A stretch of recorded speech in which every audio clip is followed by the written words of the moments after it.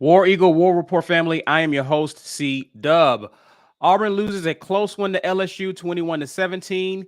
We give our thoughts on that game as well as discuss what else we saw in college football on yesterday on the latest edition of the Weekend Tailgate. You are now listening to a War Rapport Weekend Tailgate, brought to you by Athletic Architect. It's your boy, I Jones. Be Will, C-Dog, Mike G. Get ready, sit on back as we bring you the War Rapport Weekend Tailgate.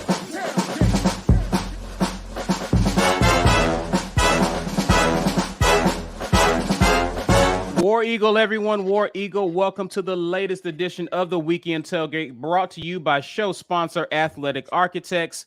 If you are a student athlete, related to a student athlete, or you're just looking to get your LLC off the ground, you need to go to buildthehouse.com and begin planning your financial future today. Shouts out to Athletic Architects for supporting the War Rapport as well as supporting the Weekend Tailgate. We want to thank you guys for supporting us as well, whether you're watching live or on replay. We need you to do a favor if you're on social media. That is, share this video, help people to find our content, join in on the conversation, and help us to grow our community. Also, smash that like button. And if you're new to our channel, welcome, but also hit subscribe as well. There are other ways that you can support us. You can do that by becoming a member or a patron. Ike Jones is here to tell you about how you can do that. Yeah, absolutely. You can come on board of the greatest internet situation that ever existed since. Nah, I'm not going to even go there. Anyway, yeah, the internet, man, is dope, and we're a part of it, and you guys are dope to be a part of this community. Whether you're a free subscriber or you are a member, we appreciate you. But to get to that level where you can do stuff like watching the film with us tomorrow, you got to become a patron. That's $5.99 per month. If you want to chat with us on game day, you got to at least be a member. So get your $5.99 per month on and come aboard with the War Rapport family and enjoy the entire experience. Maybe you're a member and you want to gift someone else a membership. If you are on a desktop computer, right there in the chat down at the bottom, there's a little gift box. You click on that. You purchase however many memberships you want. YouTube will randomly distribute those to other people who interact with our content. They will get their first month free on you. And that helps us out a lot as well. We appreciate all of those who have continued to support the War Rapport and all of the great content that we're dropping out for you. But be on the lookout for Watch the Film Tomorrow. Should be very interesting. Today, we're giving away stuff. We always give away stuff on these live streams. So hashtag get your weight up in the chat there to be able to be a part of the drawing for this. GWT2 Energy Consulting Services is always sponsoring these giveaways for us. Hashtag get your weight up. We will do a drawing randomly, selecting one of those hashtags as someone who's going to win a War Rapport mug today. So make sure you hashtag get your weight up in the comments to be a part of that drawing. We'll do that drawing right around the 1 hour mark. All right, guys, listen, let's not waste time. Let's get into it. Auburn loses a close game to LSU 21-17, jumped out to a 17-0 lead. LSU storms back, comes from behind to win, snaps a 2-game losing streak to Auburn. Let's kind of talk about this. Let's talk about this in different phases. We've had some time to kind of get our thoughts together. Last night was an instant reaction. You definitely want to go and check that out if you haven't already. But let's kind of give some more analysis to what we saw. And let's talk for the first half hour. Let's talk about offense. And let's talk about what we saw in terms of total yards. Auburn's offense gathered 438 total yards of offense. We saw some different things, but we also saw that Robbie Ashford had a really good, for the most part, a really good game. He threw for 337 yards. Most people probably wouldn't have guessed that he would have done that.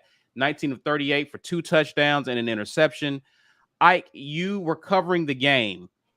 Your initial thoughts on what you saw in terms of Robbie Ashford, how different things looked, the personnel that was on the field. What were some things that you saw? What did you like? Yeah, I liked that it felt as if they were paying attention to the fact that Robbie and these receivers and, well, really the entire offense, specifically the run game, need to spread it out more. They need to spread it out more. They need to get the ball out of Robbie's hands. I would have liked to see a little more of the quick passing game, but I did like the fact that we were routinely trotting 3 receivers out there on the field, sometimes 4, even emptying the backfield and putting the running back out in the slot a little bit to make sure that LSU had something to think about. When you go and watch this film, and we will do that tomorrow, you're going to see 5 and 6 person boxes to run against. That doesn't happen when you compact the entire formation in close. They still did some tight formation stuff, but what they did mostly out of that was they would run it, but then they would do that to set up some sort of play action later, or they'd be trying to run wide. So they try to keep everybody in close, and then they would try to out leverage. So it was a much better game plan, in my opinion, which allowed for Robbie Ashford to be able to, when he was getting rushed, see where the blitz was coming from, right? Because you can't, if you got a lot of people inside the box, it's hard to tell where that blitz is going to be coming from because there's so many different people that could be occupying that space. So you can see the blitz a little bit better. And then it makes it where when he steps up in the pocket, it's not as much trash for him to try to navigate through. So I liked the game plan for the most part. There were some things I did not like about it. But for overall, I liked the difference philosophically in how we approached the offense this week, as opposed to how we had been doing it the first 4 games. Mike G, give me your thoughts about Jarquez Hunter. He was another standout offensively last night. He rushed 6 times for 35 yards. Also was the second leading receiver in terms of yards received. He had 1 big catch that was for like 61 yards, but he had 2 catches total for 70 yards. Your thoughts about Jarquez Hunter? The fact that he got some more burn than he's been getting. Your thoughts on how he competed and how he played last night? Well, if you want me to say anything positive about Jarquez Hunter, say less. I've been on Jarquez Hunter since before he took a snap at Auburn. I think that it's clear that he is a go-to guy. I mean, he caught a ball 20 yards down the field. It was a nice catch for this quarterback. And he seems to be seeing the field really well right now. So he's not getting a ton of touches, but his yards per carry are decent. And it may, again, if you're talking about pulling out all the stops, man, you know, we've talked about reevaluating a lot of positions, QB, wide receiver, even kicker. But for some reason, whenever we start talking about reevaluating the running back position, everybody gets up in arms. Don't touch our Jesus Tank. And I don't know that Tank has been that effective. I just don't know that he's been that effective. There were times yesterday when I looked at the tape after the game that he seems hesitant with the football in his hands. He's not just bursting up field like he should. It's like he's thinking too much. It just feels to me like he's thinking too much, and it's there. I mean, the lanes are there sometimes, but he's not fully taking advantage of it. I would like to see more Jarquez Hunter moving forward. And I think maybe the load should be a little bit more even between them. I'm not saying that you eliminate Tank from the offense before anybody jumps down my throat. But I think Jarquez Hunter has earned a larger role in this year's offense because he's proven himself to be reliable. And, you know, I think he's a good back, and I think you just got to use as many guys as you can, man. If you're Harsin, there's no reason to hold anything back. Jarquez Hunter is a weapon. Just turn him loose, right? Give him the ball. Give him a few more touches. Now, they have to scheme better touches for all these guys, including Tank. But I liked what I saw from Jarquez Hunter yesterday. I just think it's time to start talking about expanding his role. I don't think he's carrying the ball enough. Okay. Ike, I don't know if something got in your eye or not, but did you have thoughts? Yeah, I don't even know how to even take that statement. I don't think Jarquez. I think Jarquez Hunter had a great game. I think defenses, and I've been saying this since last year, defenses key differently on Tank than they do Jarquez Hunter.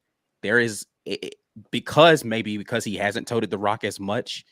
When Tank gets in the game, they automatically think 4's in the game. The same way we heard our defense talk about when Robbie Ashford would be in practice, they'd be like 9's in the game. It changes the mentality of how you play defensively. This fundamentally to me is an issue of, and we've talked about this for the quarterback, it's the same thing for the running back. It's a scheme fit for Tank. When they gave Tank an actual chance, I God is my witness. I'm talking, Brian, you've been sitting next to me during football games, and so you know how I am. I'm like, oh, this is where you run right here. This is the box that you run against. This is the look where you want to do. I was sitting in the booth, and I was like, they've got to run the ball right here. This is where you're going to get the light box. Give the ball to Tank. They did. He gained 14 yards or something on that play. I was like, see, this is how you do it. You give him the opportunities. When Jarquez was in the game, he was running against lighter boxes. He just was. Okay, Jarquez, maybe that's a reason to give him the ball more, though, right? If they're not going to key on him, to scheme scheme differently when Tank is in the game. They're running heavy run packages with Tank. They're not doing the same thing with Jarquez. So again, I'm not saying Jarquez shouldn't get the ball more. I'm saying to make the assessment where you started with this was when you say something about Jesus Tank. That's not that's where you get me off on your statement. Not if you just said, I think Jarquez deserves more touches in the game, I wouldn't have a problem with that. But it almost seems as if you're saying that in a position to say, and then you're like, Tank is being hesitant. And no, he's not. He's running against. He absolutely is. Okay, we disagree. There are plays out there where he could hit the hole a little bit hard. I'm not saying that he's playing terrible. We disagree. Yeah, but I'm not saying that he's playing terrible. I'm saying that to give Jarquez more touches, you're going to have to take some away from Tank. That's right? fine. We disagree. Okay, cool. I mean, listen. I mean, you can disagree all you want. The truth is the truth. Jarquez is running the ball. They're not keying in on him. That is an opinion. That is not a truth. There's a good reason to give Jarquez more touches in this game. That's and that's again, where I'm I said if that's what your point was, I'm not going to disagree with that. Okay, but my beginning point was your beginning point was about Tank. When you talk about taking anything away from Tank, people get all up in arms as if you're saying Tank isn't good anymore, and nobody's saying that. But there's a better fit for this team. You actually just said Tank was not running the ball well, though. That's my problem with your statement. At times. Jarquez doesn't run the ball well at times. Okay, all right. Well, I don't understand. I don't understand what we're disagreeing about. All right, guys. Your fundamental premise is wrong, is my point. Hey, guys. Okay. All right, it is what it is. We'll agree to disagree there. Give Jarquez Hunter the ball more. Period. Okay, that's fine. Let's agree to disagree. I want to get B Will in here when we talk about let's because we're still talking about some positives. We got some negatives we got to address offensively. Let's talk about the fact that we saw different personnel on the offensive side as well as wide receiver. I actually saw some people in the comments talk about Ike Hilliard rotating in a lot of different wide receivers. We saw some guys out there that I haven't seen in a while. Some guys actually got some touches. They actually got some targets. And I had an opportunity to make some plays. Talk about B. Will from a positive standpoint.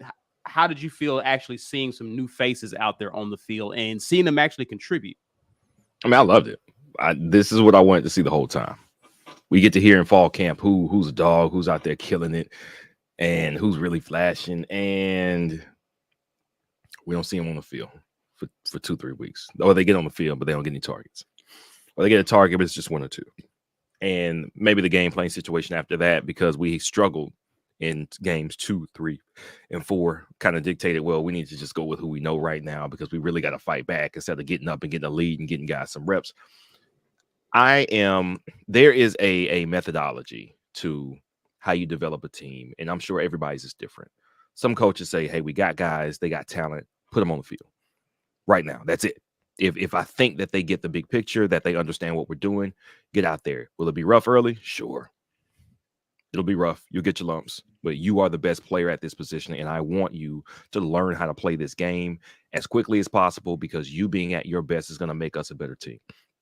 And then there is a more traditional thought. This was something that we kind of did. Gus did this from time to time, and Harsin has done it honestly more than I thought he would, and that is you put the absolute best player on the field, but these guys have kind of tended to go with experience.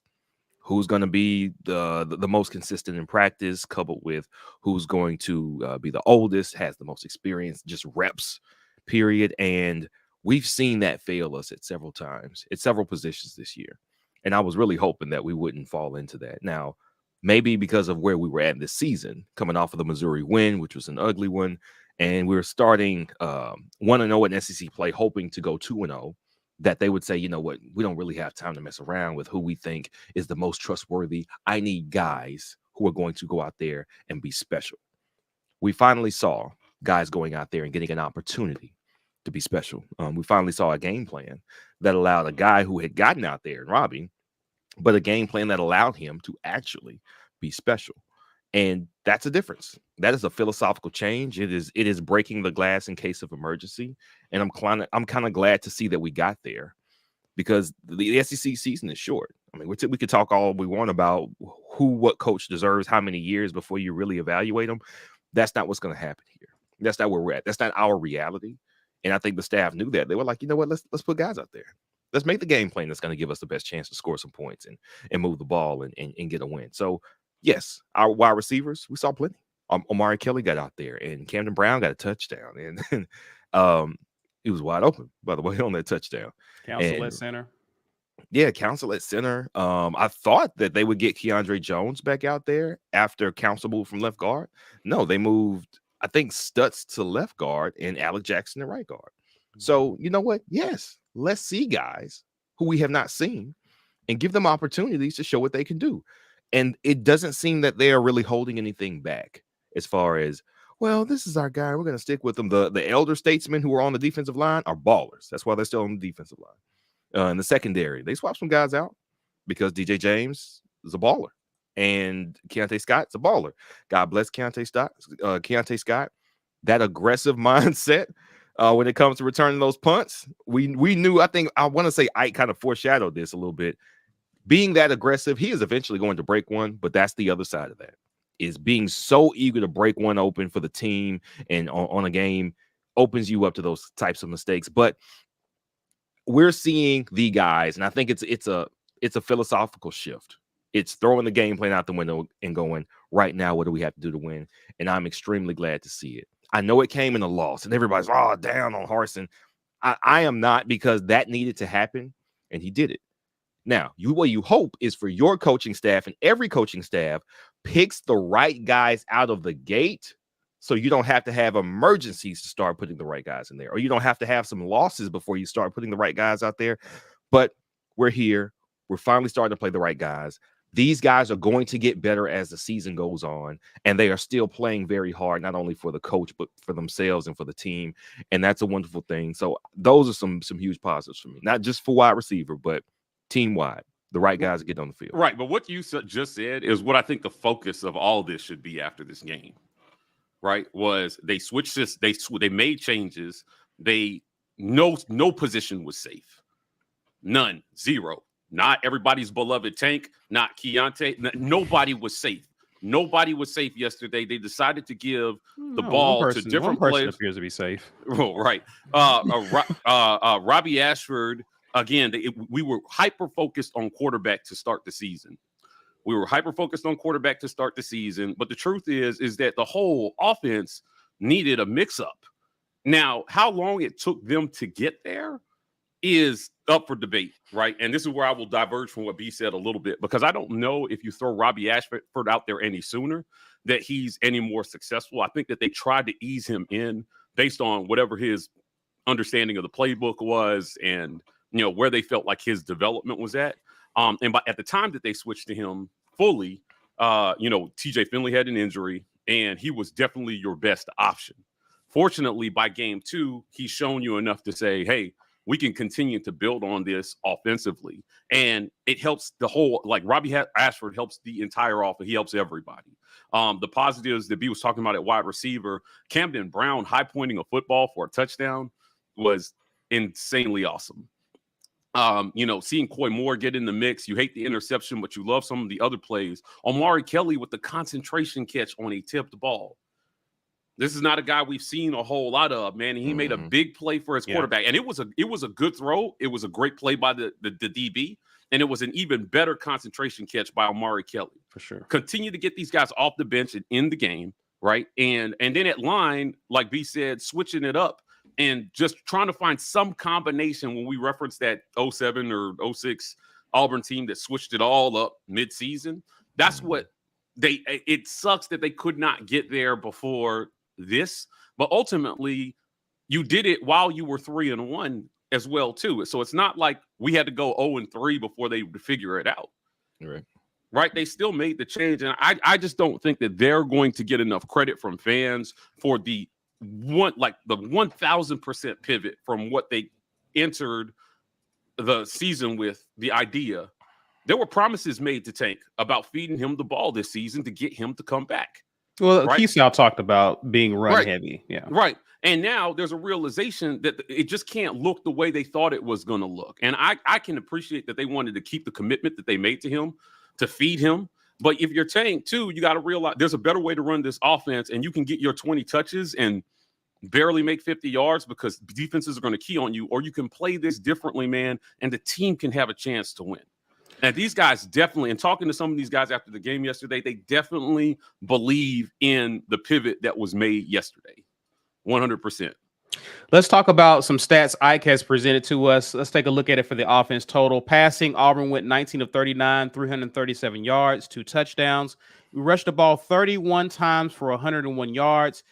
We had 2 interceptions in terms of turnovers. We actually put the ball on the ground 6 times. We were fortunate to only have lost it 2 times.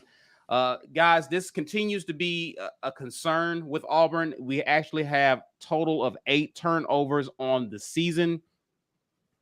Puts us at the bottom of towards the bottom of the NCAA as well as the SEC in that statistical category. I want to know from you guys moving forward, or just your thoughts in this game. Obviously, this was the story of the game and a big reason why LSU won this game. But moving forward, and I'll start with you, Ike, just your opinion. One of the things that I believed is a part of this is due to the actual changes. There was a lot of different things combined with new guys out there. Robbie's pretty much a new guy. You're asking him to do some new things. When you do that, you're kind of seeing some sloppiness that you expect to see in week 1 or week 2.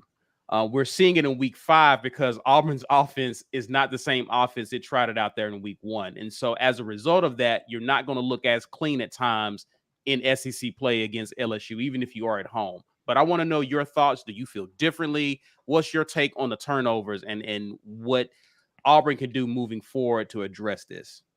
I mean, honestly, we've been a turnover-prone team, self-inflicted wounds, because when I think about the turnovers, very few of them have actually been forced, right? Like it hasn't been situations where, oh man, that was an amazing play. It mostly has been this guy held on to the ball too long. He stared this receiver down, trying to throw it away and not getting it out of back. Like it's mostly just been mental mistakes on our part, and very rarely been a situation where the person from the other team, like when I look at the fumble Tank had yesterday, he's trying to go and then he tries to reverse field and he doesn't have the ball secured and he gets it poked out. Like that wasn't LSU made a great hit where he was being sloppy with the ball. We had issues at the mesh point.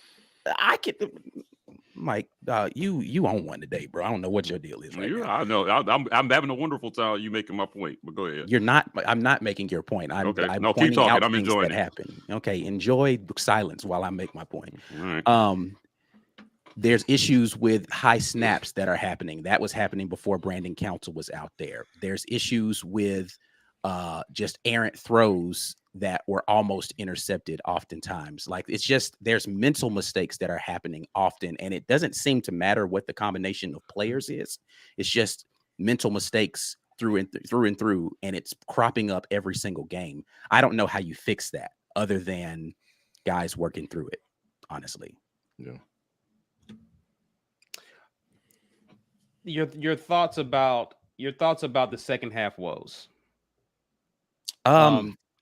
Yeah, second halves have been not good. This game, it was better because I do think that we moved the ball again, but still the untimely errors, in the red zone or as we're driving are killing drives, right? Like we have the opportunities to do things in the second halves and we're beating ourselves, honestly. So some of that I think is being conservative a little bit in our play calling early in the drive, and then we have to get kind of bailed out. Some of it, again, is just, a mental mistake. And I'm going to say this, and people are going to probably be upset that I say this. That's honestly the mark of a bad team. The mark of a bad team is you find ways to continually put yourself in a position to lose when you've been given every opportunity to win. You're not a very good team if you're not taking advantage of opportunities that you have to win. And right now, Auburn's playing like a bad team because we have the chances to win. LSU was not the better team on the field, but Auburn just was like, I don't know if I actually want to win this. And that's not saying that the kids aren't playing hard. They're playing ridiculously hard. They are. But sometimes when you're playing effort and energy and you're not thinking, you have the mental mistake because you're trying so much to make a play. I got to make a play. I got to make a play. And you stop thinking for that 1 second, and that lapse in your focus in that minute allows for something bad to happen.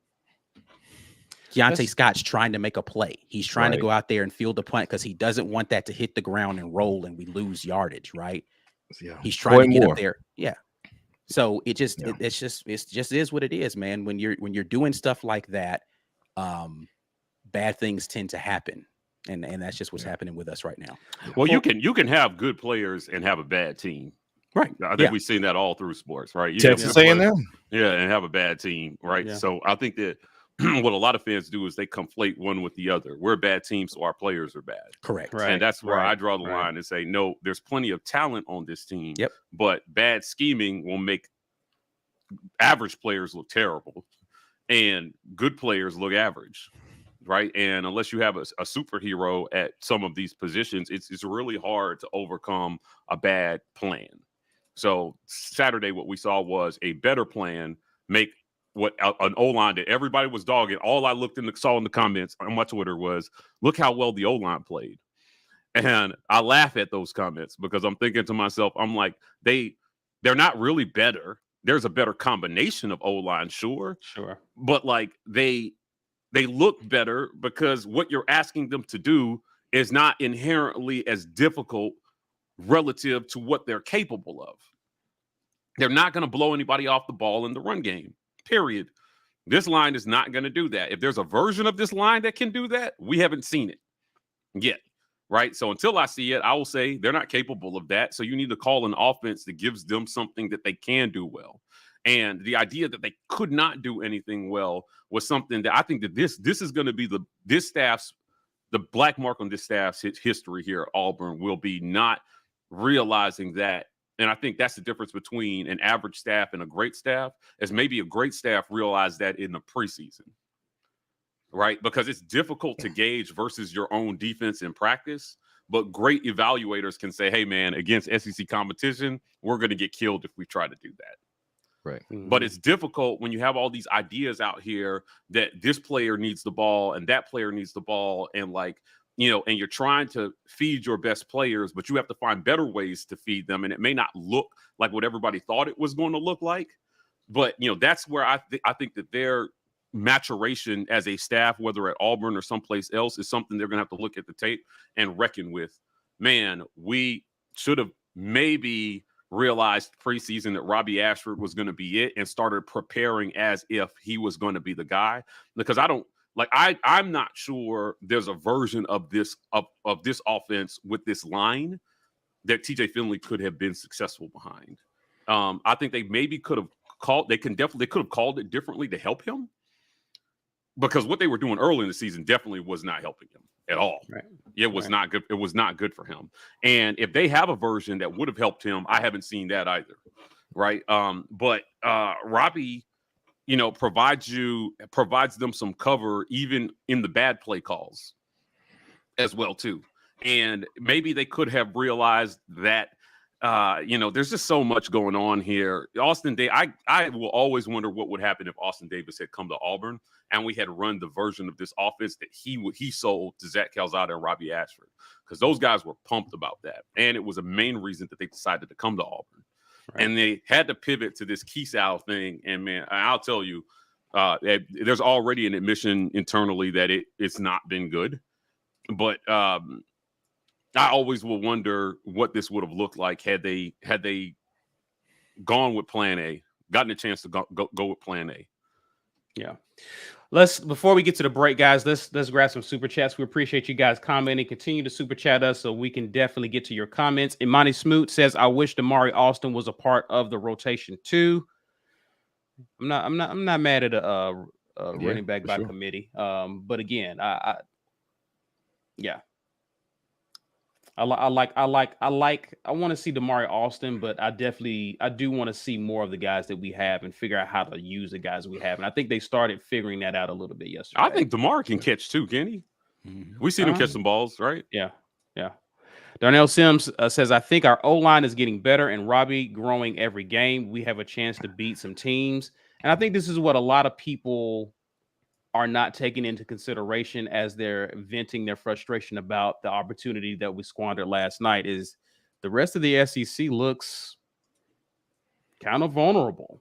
Yeah. And we actually showed improvement because I don't think a lot of people expected us to even do what we even did last night. Right. Yeah. So I agree with this statement, Darnell. This comment is the one. This is the one that I see over and over again. It tickles me about the O-line.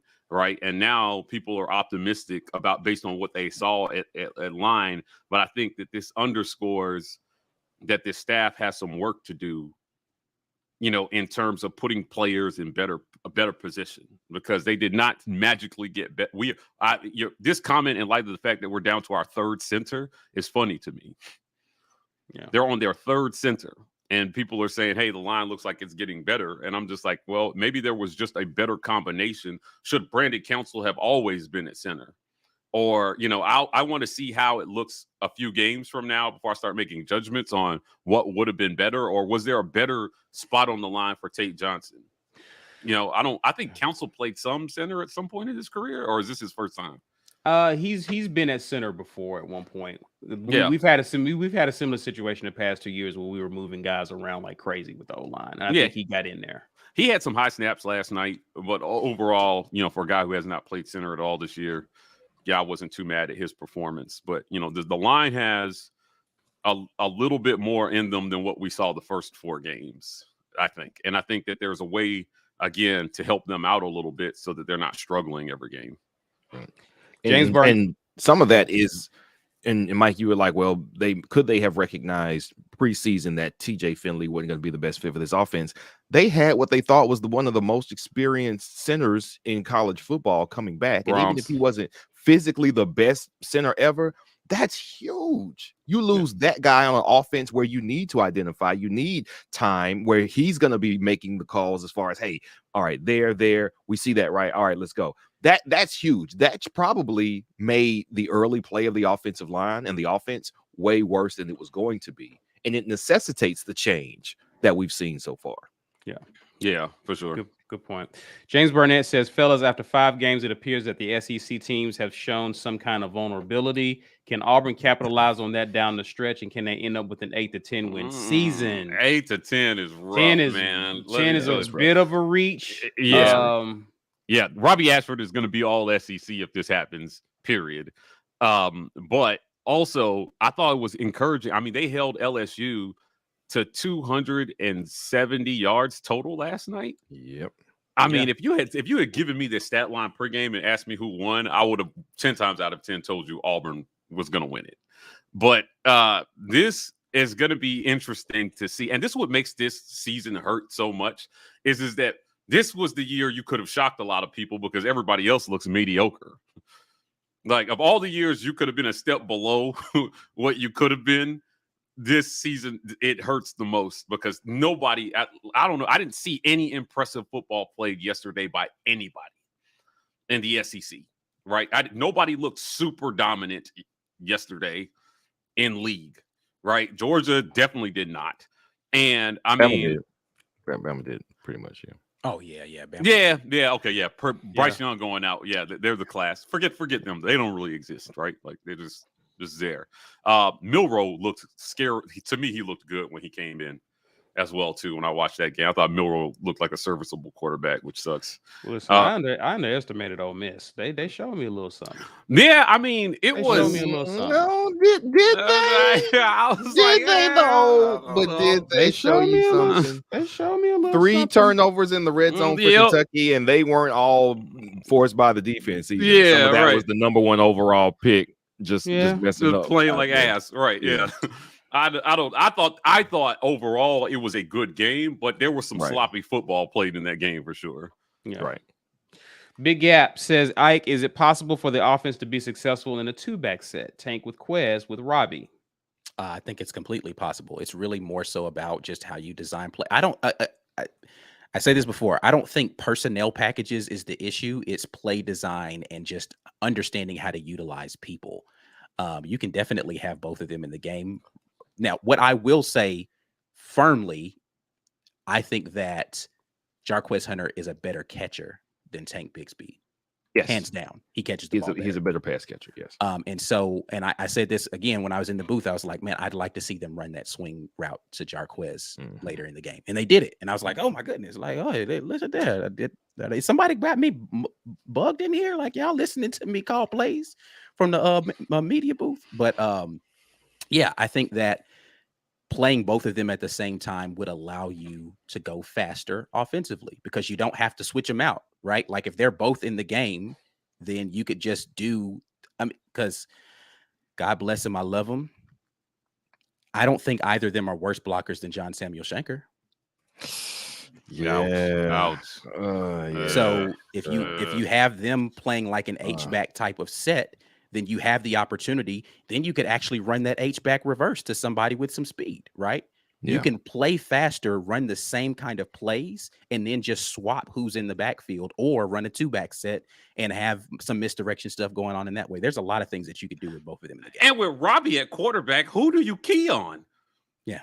Right? Like with Robbie at quarterback, because there's always the threat of him keeping the ball and going for 20 yards in like 3 seconds on you.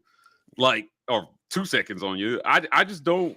It would make more sense, especially if they're trying to key on Tank, right? And then you start fooling them with Robbie and Jarquez, and then you give it back to Tank. And I mean, there is 100% a better way to use these guys. They could definitely run some kind of triple option type of stuff with them in the game, and still have a passing threat on the back end. There's a ton of stuff that you could do. There's too many talented guys on this football team for you to not be more creative with the way that you employ them. It was, in people don't like this when I bring these guys up, but in 2003, there was a feeling that Ronnie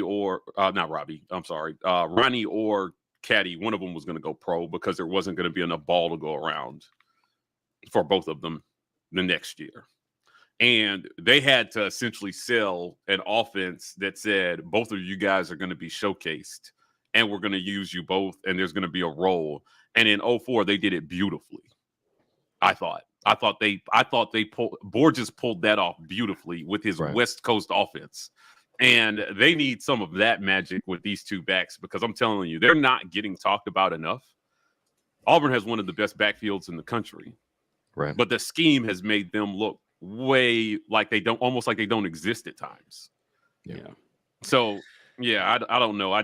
This staff clearly has a lot of growing to do in terms of the way they evaluate and the way they game plan. Guys, please be sure to share this video on social media, guys. If you're watching live or on a replay, please be sure to share it so people can hear the content. Also, smash the like button, hit subscribe, and be a part of our community. Let's take time to acknowledge our sponsors of the War Report. This edition of the War Report is made possible by our generous sponsors. AuburnSports.com. For news and notes on all things Auburn Sports, head over to AuburnSports.com. Athletic Architects. For young athletes looking to secure their financial futures, let Athletic Architects help you start to build your financial house. Head over to BuildTheHouse.com. And our giveaway sponsor, GWT2 Energy Consulting Services. If you want the best in the business at restaurant logistics, check out our friends at GWT2Energy.com. Appreciate all of our sponsors for helping be the reason why the War Rapport can continue to bring you all that great content in part is because of that sponsors, and in a large part it's because of those of you who've decided to be members of the War Rapport. You guys are really the engine that keep the War Rapport going, and we appreciate you getting green names in the chat section there. Tomorrow we're going to be doing an evaluation of the film, so make sure that you are a patron so you can view that content, man. You can view that and all the previous watch the film sessions, and if you want to get to be a part of the game day experience, you have to be a member of the War Rapport. $5.99 gets you the patron status. If you are a member and you want to gift a membership to someone else, you can hit that little gift button down there in the bottom of the chat. If you're using a computer and not your phone or tablet, you can hit that, gift as many memberships as you'd like to. I think you can gift up to 20 memberships. I forget what the top level of that is, but at any rate, you can do that right down there in the chat section, and you'll get a free month on someone else. And YouTube randomly distributes those to people who are interacting with our content consistently. Hashtag get your weight up in the comments, though, if you want to be a part of the giveaway for today. That's anybody here in the comments. You have to be at least subscribed to comment on our stuff. So if you just thought you were going to come in here and troll us, I apologize. You have to at least subscribe to the channel to do that. But yeah, you can win a mug here. Hashtag get your weight up is going to be what you need to do. We'll be doing that giveaway here in about 20 minutes. GWT2 Energy Consulting Services is the sponsor of this lovely giveaway. Hashtag get your weight up to be a part of that here in just a few minutes. Let's pick up, guys, and let's talk about a different phase of the game. Let's talk defense. We don't have to spend a lot of time here, but the defense, for the most part, had a pretty good game. Total 63 tackles. They got able to get to the quarterback 3 times, it appears, according to what I saw on ESPN. 8 tackles for loss, 2 QB hurries, 270 yards surrendered. That consisted of 85 passing yards, 185 rush yards. There were 2 fumbles. Auburn recovered 1 late in the game, forced by Donovan Kaufman. I think Jason Jones was able to jump on that. But all in all, a good night or good outing by the defense. There were some standouts in this game, some people who I was impressed with. I thought that Marcus Bragg actually did a pretty good job coming in for an injured Aku Leota. I thought Marcus Harris played pretty. Actually, the defensive line looked really good in last night's game. Really good. I was very pleased with their play. B. Will, what kind of stood out to you real quick on the defensive side of the ball? Well, as far as positives, the defensive line. This is the line we expected to see all season. They got off to a bit of a slow start. I still I don't want to believe that Penn State is that good. That's not what I believe in, and that their offensive line was just the most unstoppable offensive line ever, and that's why they moved us up and down the field running the ball like they did. But whatever, maybe that's what it took to wake this defensive line up to start playing to their potential. Aku Leota was one of the people who didn't need that wake-up call. He was actually balling before the Penn State game and after, and it is such a tough loss to lose a guy like that. He came back out after going into the locker room early. He came back out in street clothes, and that's never a good sign. That's very bad news. But I know we have some talent, like you said, Marcus Bragg, and we got him in the transfer portal, and he contributed immediately. He had at least 1 sack. Did he have 2? He had one. Yeah, okay. So our defensive line is what stood out the most. Is that, thank you. This is what I'm talking about. That a team with a running quarterback who could present some problems. Our defensive line did a good job of boxing him in, not getting so far to the side of him that he has a wide open side of the field, and getting off blocks when he was getting past them and able to get an arm on them and slow them down or get them down. That is ideal in how you deal with a running quarterback, and they were able to execute that. On the negative end, they, in a similar fashion to the other positions on the team that have struggled, I just don't think we have the right guys. Well, let me not say that. We haven't tried all the guys at linebacker to see if we are just so defunct at linebacker that we have to miss tackles and miss assignments and give up big run plays like that. I don't really believe that what we've seen from linebacker play so far this year is all that there is. I don't want to believe that. We've got some combination of dudes that we have not seen that will make the right combination. I mean, we're talking about the offensive line looking better, but there was 1 new dude and 2 dudes moved. So a little change made enough of a difference, along with play calling, to have a better result. And I'm going to believe that is what it is at linebacker. Actually, Wesley Steiner getting so many snaps over Cam Riley may have been a change that they were trying to say, hey, you know what? let's try this. Now, it may not have worked out necessarily, but I think that we're seeing them try and we're seeing them change things, but linebacker has to be improved. If our linebacking play can improve, then our defense looks as good as we thought it was going to be coming into the year. We thought we would have a defense that was last year good but better, and it really seems like we are one surefire linebacker away from having a shutdown defense, and I would love to see us. That makes our change in offense now, coupled with slightly better linebacker play. That means our defense can really hold it down. I mean, 5 yards second half passing, that's outrageous. It's outrageous to lose that game. 14 yards surrender total on as far as defending them. That's outrageous. And did we get a number on drops for LSU? It was like 5, wasn't it? It was at least 5. Yeah, is it? We have a number for drops on it. I mean, because the drops were notable to me, and I know that played into them passing numbers some. I know they're not going to break it out by half, right. But like, I want to say there were, let's see, for this game, 7 drops. Wow, it was Pro Football Focus is saying. Yeah, it was a lot. We'll see if they adjust those numbers as the days pass when they reevaluate, because sometimes those numbers come down days after the game. Yeah. But in real time, it felt like there were a lot. Yeah. And they let Jaden Daniels down quite a bit. Now, all those weren't perfect passes, but certainly they could have helped him a lot more. So the number that you're talking about, I think, was definitely affected by the amount of drops that they had. For sure. And so that story kind of plays into, we talked about how much talent LSU has on offense and has had on offense. But honestly, their wide receivers didn't look, even the guy who was supposedly just like balling out before this game, he didn't look that scary. He dropped the ball too. So if that was your stud, because Butte had been a little disengaged and then he was absent for a good reason. Yeah, did he play yesterday? Yeah, Butte had 1 catch for 4 yards. Yeah, he had 1 other touch. They got called back. Now, some of that is the fact that this is not the offense that these guys signed up to play for the most part. And also, they may not want to run this offense. They may have been asking for a more pass-friendly quarterback, because Jaden Daniels, he made a couple of good throws, but a lot of his throws were just, it was what we talked about last year was, you got it around the guy, but could you have put it in a better spot for that guy? 100%. Yeah, for sure. And that's not the type of quarterback play that these guys were used to. I mean, Max Johnson was there putting it in the air and at a better clip than what Jaden Daniels is doing this year for him. And I think the wide receivers are probably a little bit down about that. But no matter what, every team we face is going to have deficiencies. We've already talked about that.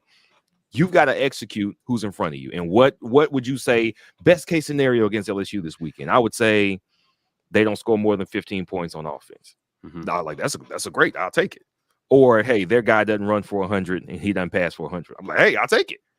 We got that. We got everything we could ask for from our defense. It was on the turnovers really decided the game, but I'm nothing but encouraged about this defense. Donovan Kaufman is a key. Our secondary now. Yeah, for sure. Donovan Kaufman being at safety, his ability to defend the run and be in coverage is necessary for this team, the secondary, to play very well. I was very excited to have him out there. You can't finish any rant about the defense without talking about how many times LSU got away with holding yesterday. It was so egregious. For them to call the illegal hands to the face, where I looked back at that film, it looked like he had the jersey like right here, and the hand got up into the face, and they called it. And I kept looking at that. I mean, it's not a super clear shot, but for as much as they got away with holding, for them to make that call, to me, that was bullshit. Right? I thought we got hosed on quite a few calls. Yeah, that was like the scoring drive at the end of the first half. There was an egregious hold that they didn't call on the drive. And then the PI call on DJ James. I don't think either of the PIs were good, and they were bad. Their defense got away with a hold on Shed on the first deep ball that Robbie threw to him. And I was like, come on, man! Like, they weren't, like, if they had. I know we could have done some things better, but like, and I'm not sitting here blaming referee. Yeah, the refs didn't cost us the game. Yeah, but we're not gonna sit here and act like it was good either. It was worse for Auburn. Certainly. Advantage LSU on the refs, man. Because I'm laughing at one of the commenters, Obvious Weagle. Them refs had to hit their parlay yesterday, Mike. I'm telling you. Let them do what they got to do. They was like, what's well, the Mike, NBA? What's the you NBA told me. official's name? I keep forgetting his name. Scott Foster. No, Donahue. Donahue. Yeah, Donahue. Yeah. Yeah. We had Donahue ref in the game. Oh yesterday. my God, bro. They were not. They had. It was a bad day for the SEC on that one. Like I thought they called a horrendous game. And we like LSU beat us in the penalty yards column, but that number should have been even more egregious if they had called all the holding. I mean, they probably committed 200 yards worth of penalties in that game, and they only called 100 yards worth of them. Yeah. But the one on Derek that extended their drive was the most egregious to me because I just felt like the way they were calling that game, there's no way you make that call, right? Like you're not calling it. This is the one you decide to call, right? The one where he has the jersey, but his hand just kind of slides up into his face. I don't know, man. I didn't like it. James Barnett says, and fellas, don't forget the Coy Moore takeaway. His knee hit the ground before the ball was taken away. That should have been the ball down at the spot. Watch the film. Watch the film, guys. Look at that and see.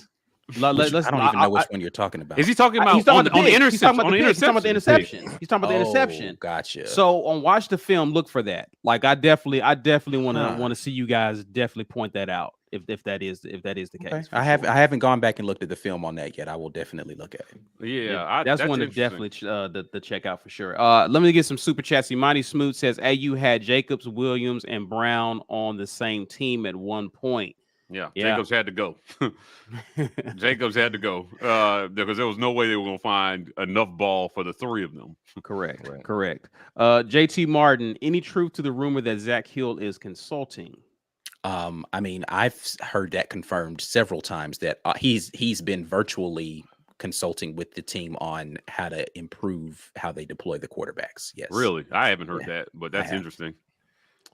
Interesting. I've noted Mike Hartline in the QB's face all game, working with Robbie and trying to keep him in good headspace. So those guys really like Hartline as well too. Before we get to our drawing, guys, let's switch gears, and let's talk about special teams. Oof. We had 3 punt returns for a total of 20 yards. We had 4 kick returns for a total of 61 yards. We punted 4 times for a total of 185. The longest was, I think, a 50-yarder. And, of course, field goal kicking. What people talk about, 1 for 2. Carlson made a 29-yarder, but missed a crucial 40-yarder at the end of the first half. Obviously, we know our punter, Oscar Chapman, has been pretty strong. Of course, in punt return, there was the muff punt on the part of Keontae Scott at a pivotal point in the game. Special teams wasn't really special. And in fact, you can argue that because special teams wasn't being special, it affected some of the decisions made on part of the offense. But thoughts on special teams, guys? I'll start with you, Ike, in terms of what you saw there. Not good for the most part, other than, like you said, Oscar Chapman, who did a really good job of, I don't think they had a chance to return very many of the kicks that he put out there. Good placements, good distance, good height on kick. Like he did everything he was supposed to do. But hey man, we gotta have a talk about Anders Carlson, man.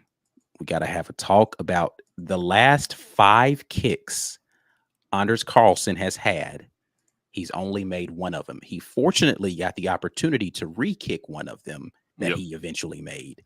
But if it were not for a penalty, we'd be talking 0 for 4 in most recent kicks from Anders Carlson. And all of them have been inside 45 yards. At home. Right. Which changes the way you call the offense, right? I don't know that there's a good thing to say about that. I don't know what good can be spoken of that. I watched Anders Carlson in warm-ups shanking kicks. He hasn't hit a solid kickoff into the end zone, but maybe 2 times all year. Yeah. it's time to have a conversation about whether or not Anders Carlson is fully healthy and prepared to be the starting kicker for Auburn.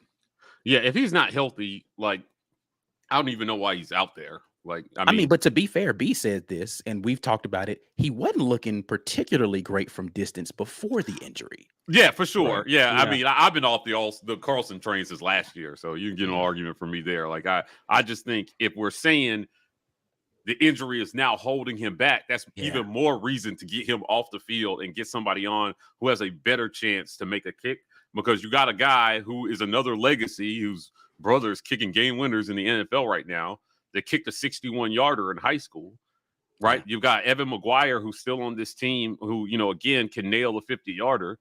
And you've got Carlson, who is trending down.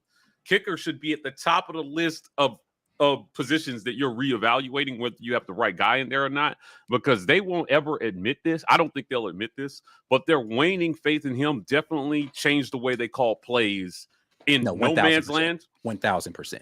Yeah, in no man's 1,000%. land. Like, what's no man's land? Like 45 to 45-yard line of like 40? Once you get to about 35, it's going to be a close 52. to a 50. Yeah, it's going to be like 52, a 50-something yard field goal. Yeah. So, like, you really, for confidence in Anders right now, you got to be like down like around the 20-something. You got to be inside the 30. Yeah, Right. for sure. And if it's not in the middle of the field, I'm worried. Right. From that right hash, absolutely. he's terrible. Absolutely. From the right hash, Absolutely. he's terrible, man. Like, I just think this is the part that won't get talked about enough. If he makes that field goal at the end of the first half, which Different they ballgame. they did a great job moving the ball into field goal position with almost no time left. Yeah. And he misses it. And the miss is significant because the other team gets the ball right there where you missed the field goal. So if it's a long field goal, you're giving them great position at the end of the half. I think they scored. They scored after that missed field goal, did they not? Am I tripping? I don't I don't remember, honestly. They scored right before the half. I think they did. I think they did, Mike. Yeah, I yeah. think they did. They scored off of that one. Yeah, they scored after that They missed did. field goal. So, like, it was a 40-yard. I see people asking how long it was. It was a 40-yarder. It was 40. It was a But 40-yarder. Yeah, but it's definitely one you expect your fourth-year kicker to make. He was like, yeah, for Yeah. sure. He You was got- going into last year, 40-yarders like that. Those were easy for him. Now, last year, we were saying last year, we were nervous if he was kicking 45 and over. Right. 40 was almost a for sure kick for him. But now he's not even hitting the 40-yarders now. I would argue if they had more confidence in him, the trick play to Coy Moore probably never happens, and they're playing a little bit more conservatively to line the ball up in the middle of the field and just let him kick. But it was clear they felt like they had to get in the end zone. Right. I mean, they were down by 4 at that point in time. So I don't know that the trick play doesn't happen in that instance unless you're going to try to kick a field goal, get the ball back, kick another field goal. And so to your point, maybe they didn't like that strategy. They felt like we got to get a touchdown right here. I still hate that call, but we'll talk about that later. What he's saying is that if Carson makes the field goal at the end of the half. No, if he makes the one at the end of the half, it's a completely different ballgame. Yeah. Altogether. Yeah, For then sure. you make, That's what he's saying. That trick play probably doesn't happen if you're down in that situation. Yeah, you maybe you call can that take the differently. lead with a field goal. Yeah, You don't have to be 100%. The complexion of the game changed on that. Well, the first time the complexion changed was on the fumble return for a touchdown, but like it absolutely changed the way that you call. Where I think it actually came into play more was on the 4th down calls, like Mike said earlier. Once you're in there, right around the 30-something. And you have a decision, do I punt the ball? And so we'll talk about that when we get to coaching a little bit. But when we get to the coaching part, remind me to come back to that point about those 4th down calls. Yeah, Carlson changed the complexion of this game. And because he didn't kick a ton of kicks, nobody's going to talk about it. But it was the non-kicks that they didn't give him, to me, that stood out and were noticeable. For sure. Right? So, like, it's just not going to get talked about enough. But he's been trending down for a while. If we're going to have conversations about quarterback and receiver and line and running back, damn kicker should be on the tape at the top of the list, especially for a team that's going to be in some dogfights, man, where you need to win one close. Yeah. Two field goals and you win that game. And that's what's so it's so glaring about this one because for all the other changes that you make, all of those are related to other things. The offensive line affects what you can call, and what you can call affects who you think the quarterback should be. It affects how you run the ball, and we haven't had that with kicker. Kicker is this dude is making kicks or he isn't. So you make the calls, coaches.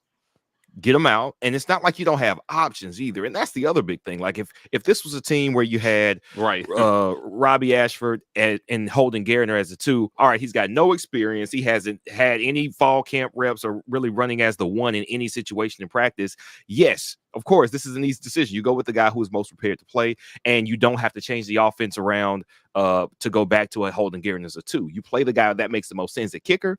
I've got a guy who right now, if you put them up in practice, one guy is making a lot more kicks than the other one. The only reason they're still playing Anders Carlson is because he has kicked more kicks in his lifetime. But this is a singular event that happens at the end of a drive, at the end of a touchdown. You put the guy in the game who can get the job done. And it's not like we just started this year. Every game he's been shaky kicking. If I can't count on you from 40 in, who are we, Mississippi State? Like, even when Auburn was terrible, I could count on the kicker. A kicker single-handedly saved Gus's job in 2016 when it was the Get Fired Bowl with him and Les Miles. Yeah. A kick, 6 field goals. Yeah. Kicker saved his job because we at least had that. You got to change. You got to swap this dude out, man. I don't know why they didn't do it 2 games ago. Black Wing says his confidence is, appreciate the super chat. His confidence is shot when you look at him. Stephen Kerr says this dude was on the team when I was in undergrad in 2016. He's been there for a while. He's been there a minute. He's been there a minute for sure. Yeah, he doesn't look confident out there either. Like if you watch his body language and you watch everything, it looks like, oh Lord, here we go. This is going to be an adventure. But I just remember what was Daniel when Daniel went up to kick. It felt automatic. Like, that what a weapon to drop the ball down the field, get to about the 35-yard line, and then have Anders come in and nail a 50-yarder to give you that little extra, or Daniel, to give you that little extra oomph in what is going to be a close game, especially when you're struggling offensively in the second halves of games, right? They need those points, man. That's your job, man. That's your contribution, is about 6 points a game. On 2 kicks. There was a time where Auburn would get into the 40-yard, 35-yarder, and we knew automatically we're going to put points on the board. Yeah. It was a matter if it was of the 3-point variety or 6, right? Mm-hmm. I'm not quite sure if Auburn gets into 30 or 40. If I don't have that confidence because we didn't have the assurance that we can make a field goal kick now. And how are we calling games? And that is a legitimate concern. Before we get to the drawing, Thomas Jones, you had a comment about the defense. I overlooked it. My apologies, because I definitely wanted to ask this. Guys, your thoughts on linebacker play on yesterday? Yeah, B brought it up earlier. And shaky. I didn't get a chance to chime in, but again, we're talking about Carlson. I feel like no position is safe. It's time to have a conversation about Pap. It's a hard conversation to have because it's one of those guys who seemingly does all the right things, practices hard. He's a great teammate. He does everything that's asked for him, but for whatever reason, it's not translating on the field. And the question I was going to ask B was about who's behind. If Pap is out, who comes in? I don't know. I think it's kind of dependent on their rotations because I really have no idea. They seem to be swapping Steiner and Riley, right? Right. That's the only reason I thought that Steiner, Riley wasn't on the field that much. Mm-hmm. So I get it. What Pat brings as a linebacker should be almost purely outside linebacker is speed to cover wide receivers if they're out in the pattern, and that's what the defense dictates that you do that time, or speed to get to the quarterback on a rush, or definitely speed to track down a speedy quarterback. Right. With all that, if you can't bring a dude down when you get to him, or if in simple run plays you aren't in position, your defensive line is doing the job now. Like maybe they weren't for Penn State. That seems to be the outlier now. The defensive line is going to collapse their offensive line. It's not like we're getting a lot of guards up on the linebackers. That's not happening. It's all right. They moved. Where's my guy? I'm right here. I'm going to stay right here and wait for this guy to come to me. Because even if they don't come directly to me, he bounces out, I've got the speed to get him. Like, Right. that's the thing. When you have the speed, you don't really have to play so aggressively that you get out of position. Here, right here, he's either going to come directly to me, or I am an elite freak athlete and I can get to him. And mentally, something's not connecting with Pap, where he realizes, no, I just need to stay right here. Maybe some people can't turn that off. That thing, I need to go. No, you need to stay and you'll be fine. I don't know what it is. Jaden Daniels is a great athlete, but he made Pap look silly on one of those runs up the middle that he cut up to the sideline. And he was like, I mean, he had his hands out sideways and he was falling, and it just was like, oh man, like this is a one-on-one play that you expect, again, your senior linebacker to make, right? Or at least slow him down or get a hand on him or anything literally than what happened.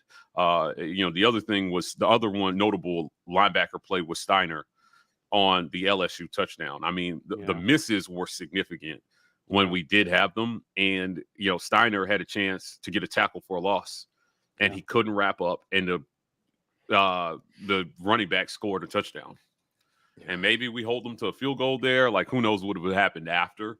But that's definitely a play you want to see our linebackers make. I think linebacker play defensively has to be at the top of the list of things that you need to work out or find out how to do something differently moving forward, because they don't seem to be getting the job done.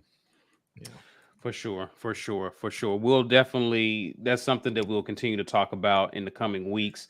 For now, let's get to the drawing. Guys, we're giving away something. We're giving away a mug courtesy of GWT2 Energy Consulting Services.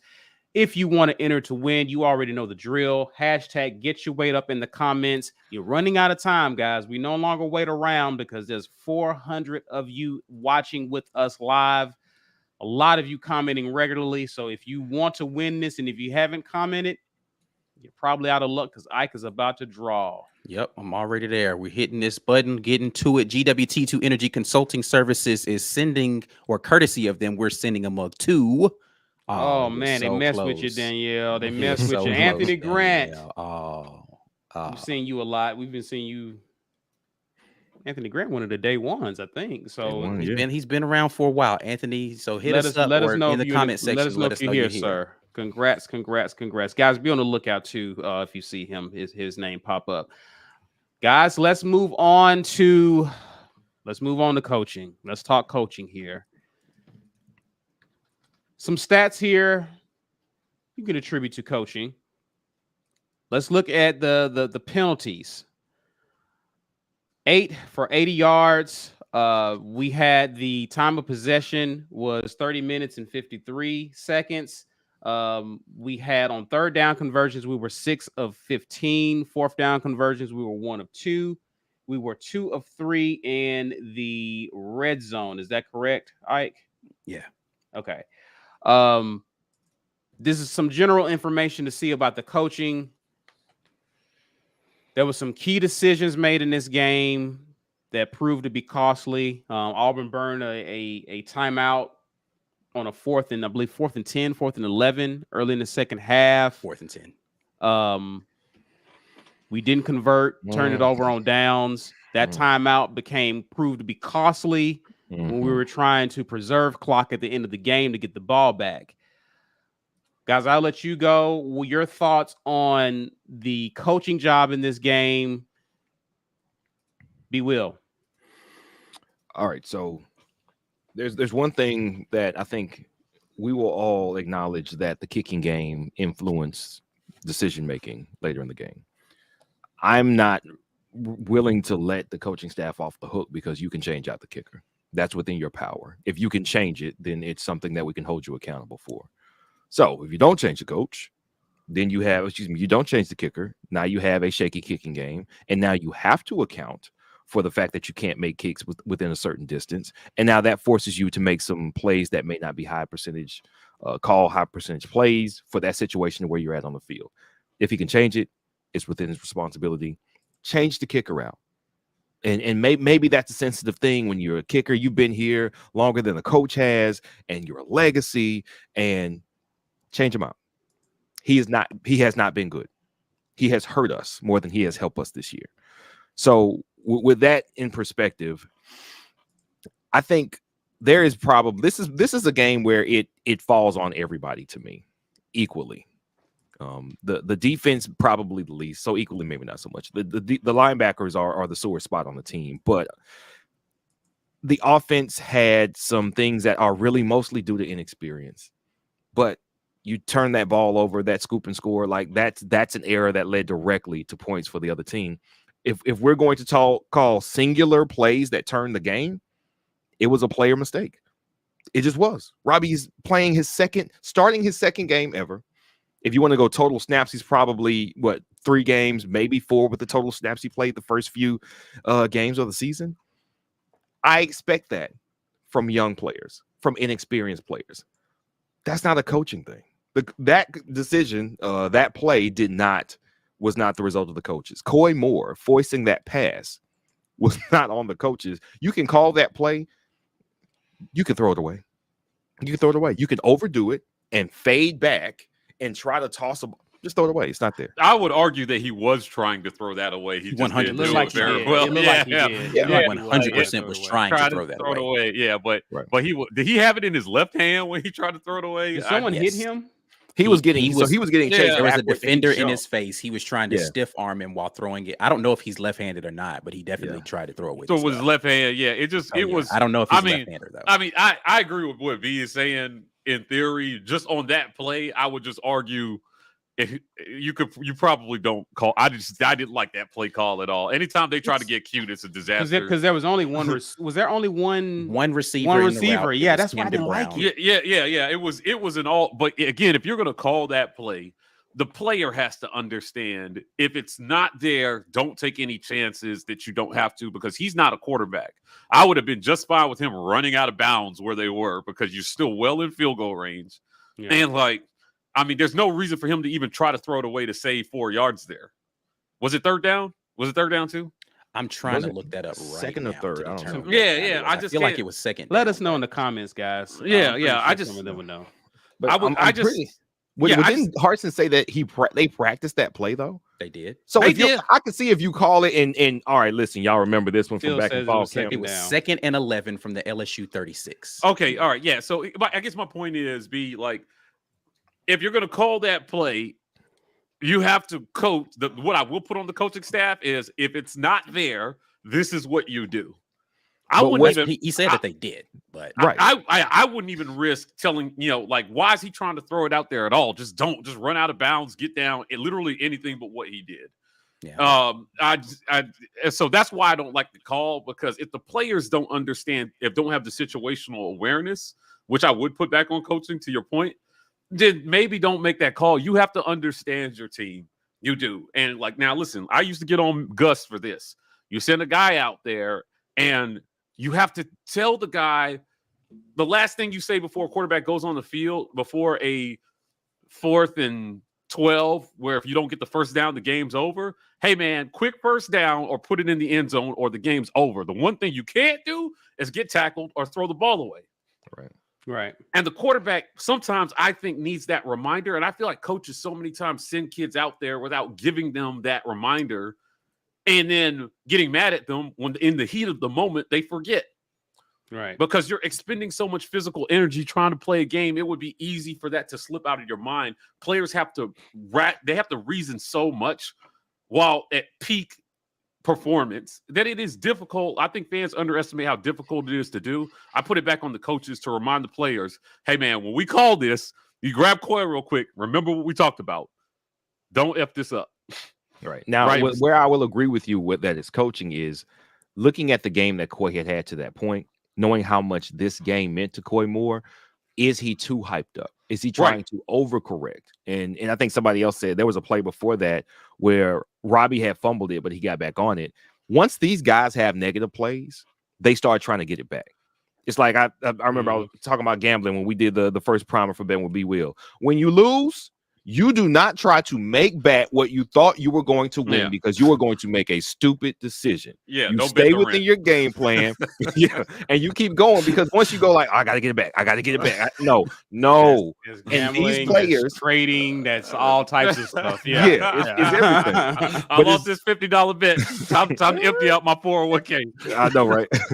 but see that. No, that also but I'm really applies- going to get it back. I promise you. I'm going to get Trust me. Thing, right. I'm not emotional. But see, and we're talking about how Robbie is a brand new starter. Coy Moore didn't start that much. That's why he left LSU, because he felt like he should be higher on the depth chart. We have now our best players are all very young players in terms of games played, and they're all mentally learning how to make these mistakes and how to recover from them right now. If the same players play this game probably in 8 games, I think it's probably a much different result. Correct. But they've got to learn. They're learning on the fly. And so that's the coaching thing that I think you can say, coaches, you got to know how young your team is. But here's something that I think mentally, I understand this mentally. I understand this better if I'm applying how Brian Harsin and company have put players out there to say, all right, I believe in you. Offensive line, everybody says you're terrible, but we're going to go into the fall season with you guys because I believe in you, and you empower your guys and say, I think you can get this done, which is why after the first game, you don't say, y'all were terrible, let's switch this up. No, you say, no, we can do it. I've seen them do it in practice. They can do it better.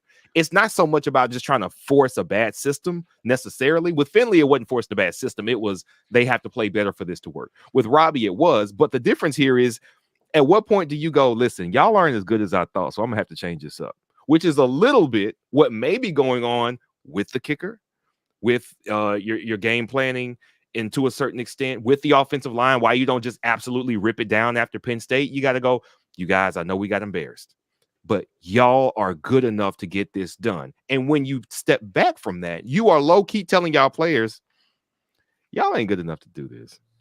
So I'm going to have to pull some of this back. And that's what you, by putting the ball in the hands of Coy Moore, you say, hey, man, I believe in you. You believed in us to come here. You a baller. Go out here and make it happen. We practice this all week. We practice putting the ball in your hands for the LSU game because we thought you could get it done. And that's what you take away from these players when you stop calling things where they can succeed. And that's why I don't hate the play call, because I understand the other side of it. It's telling your players I believe in you. I hate the play call, but I disagree. I agree with the premise of what you're saying. I just don't like the play call at all. Hated it. I will say this though. I think it was funny. I know we're talking about coaching, but we did bring up Coy Moore, that in his interview with us that went viral on Twitter, where he made the comment about, essentially he was saying he feels like his talent is equal to or greater than Kayshon Boutte, but he didn't have the stats because they didn't use him. I thought it was really funny to listen to LSU fans bitch about them not using Boutte after the game when Coy tried to make the same point about why he didn't have stats. Yeah. Right. They're not using me. Yeah, it's funny. It's funny when the guy who you touted only gets targeted like 2 times in the game with one catch. But Coy Moore was wrong. He's like, oh, if you were that good, they would have used you more. Boutte is apparently amazing. Didn't use him. So he must not be that good, right? Give me a break, man. Come on. This dude has talent. And you know what's funny was we gave LSU their props, right? In saying that, hey, their receiver room is deep. There's tons of talent in there. But you are misusing talent. Right. And then Coy Moore is not the guy you get mad at, because he gave Boutte his props in that interview with us and said, he just feels like he's nice. Yeah, but that's every single player feels like they're better. Find me a top tier talented person who will say, I'm really good, but so-and-so is better than me. Right. Yeah, like, it just top tier. It doesn't happen. It doesn't happen. Those guys have that mindset that what are you talking about? I'm better. Yeah. Right. Unless you're talking about Hall of Fame, Randy Moss, or like somebody where you clearly have to say, okay, yeah, Tom Brady may be better. But like, you know what I mean? Like, but this is not what Kayshon is. No, not right at now. this point. And Kayshon Boutte is good. Nobody's saying he isn't, like nowhere in, like, and that seemed to be lost in translation. Anyway, back to this coaching shit. Terrible. Right. Say the whole word. It's Sunday. I hated that call. I absolutely despised the fact that they made that call. We were doing well without having to do. And I get it. If it works, you say to yourself, "Ah, man, coach really called a good play at the right." I didn't like it. I didn't like it. 2nd and 11. I didn't like it. There's nothing about it that I liked at all. So no. So Now, you don't like the call? I didn't like it. But now okay. the 4th down calls. Okay. Okay. The ball. That 4th and 10 one. Go. I'm 4th sorry. Go and ahead. 10. I didn't get a chance to get to that, but yeah. Yeah, 4th and 10. The ball is at like the 35, 36, right? Everybody's like, punt the ball, punt the ball, punt the ball. Maybe you can pin them deep. Maybe you can pin them deep. Or maybe the ball goes for a touchback and you only net 10 yards offensively, right? Right. That comes down to a couple of things. We talked about not having confidence in your kicker, right? It ends up being a 52-yard kick. You don't feel like you want to put the freshman in to kick that one.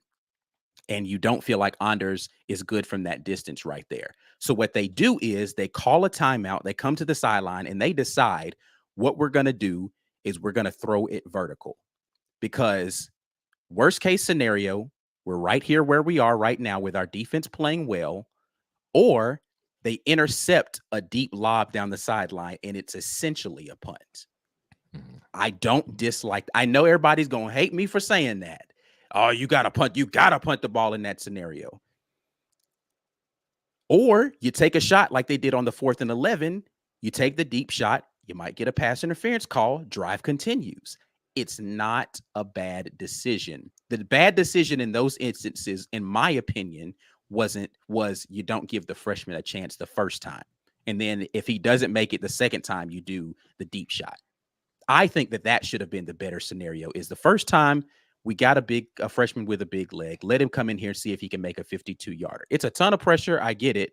But I'm just saying, I don't know that was necessarily a bad. And here's a different thing. Would I have done it?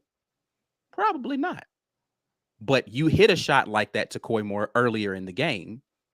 And again, if it gets intercepted, it's essentially a punt. You get it down there because he had the arm. He threw it down to about the 5-yard line. They intercept it and they land on the 5-yard line. That's pinning them deep. It's essentially a punt. Not a terrible decision in that case. So I'm not going to kill Harsin on that one. I hate the Coy Moore reverse pass, though. I hated it. You're muted, Mike. It felt like the reverse to Kobe against Penn State. Like, I hated it that much. Like, yeah, there was just no reason to do that right there. But those are player errors.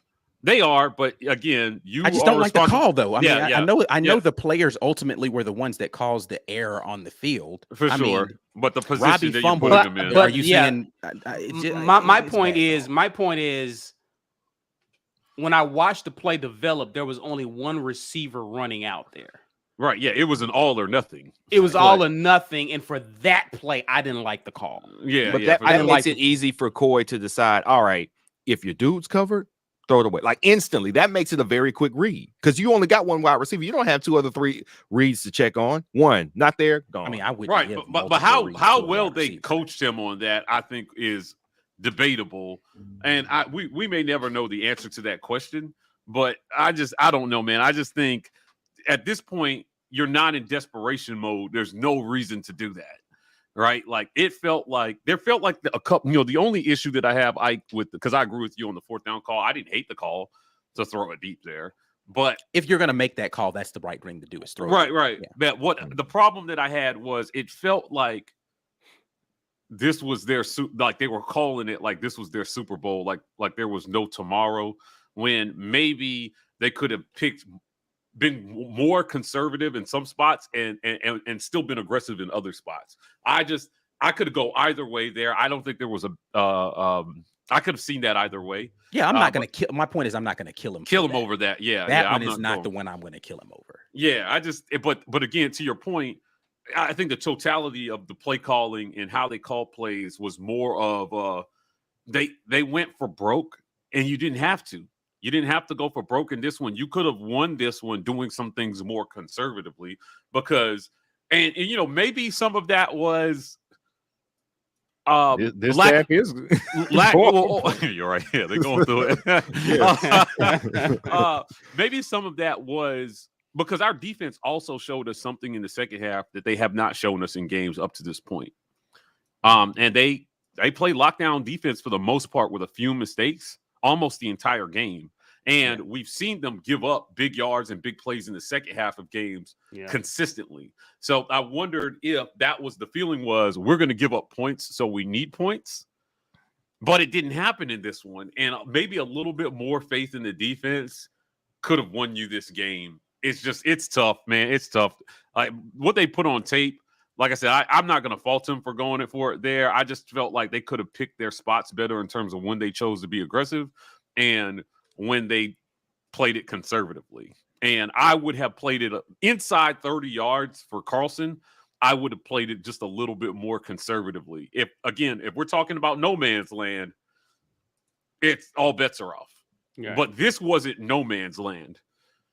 This was one that even if you don't have a whole lot of faith in Carlson, you still send him out there to kick it. I don't think there's a decision to be made there. You know, I played that conservatively. It definitely goes back to the kicking confidence, because if that is, and I hate to compare him to his brother, but if that's the elder Carlson, you don't even hesitate to kick that field goal. Right. You don't hesitate to kick it.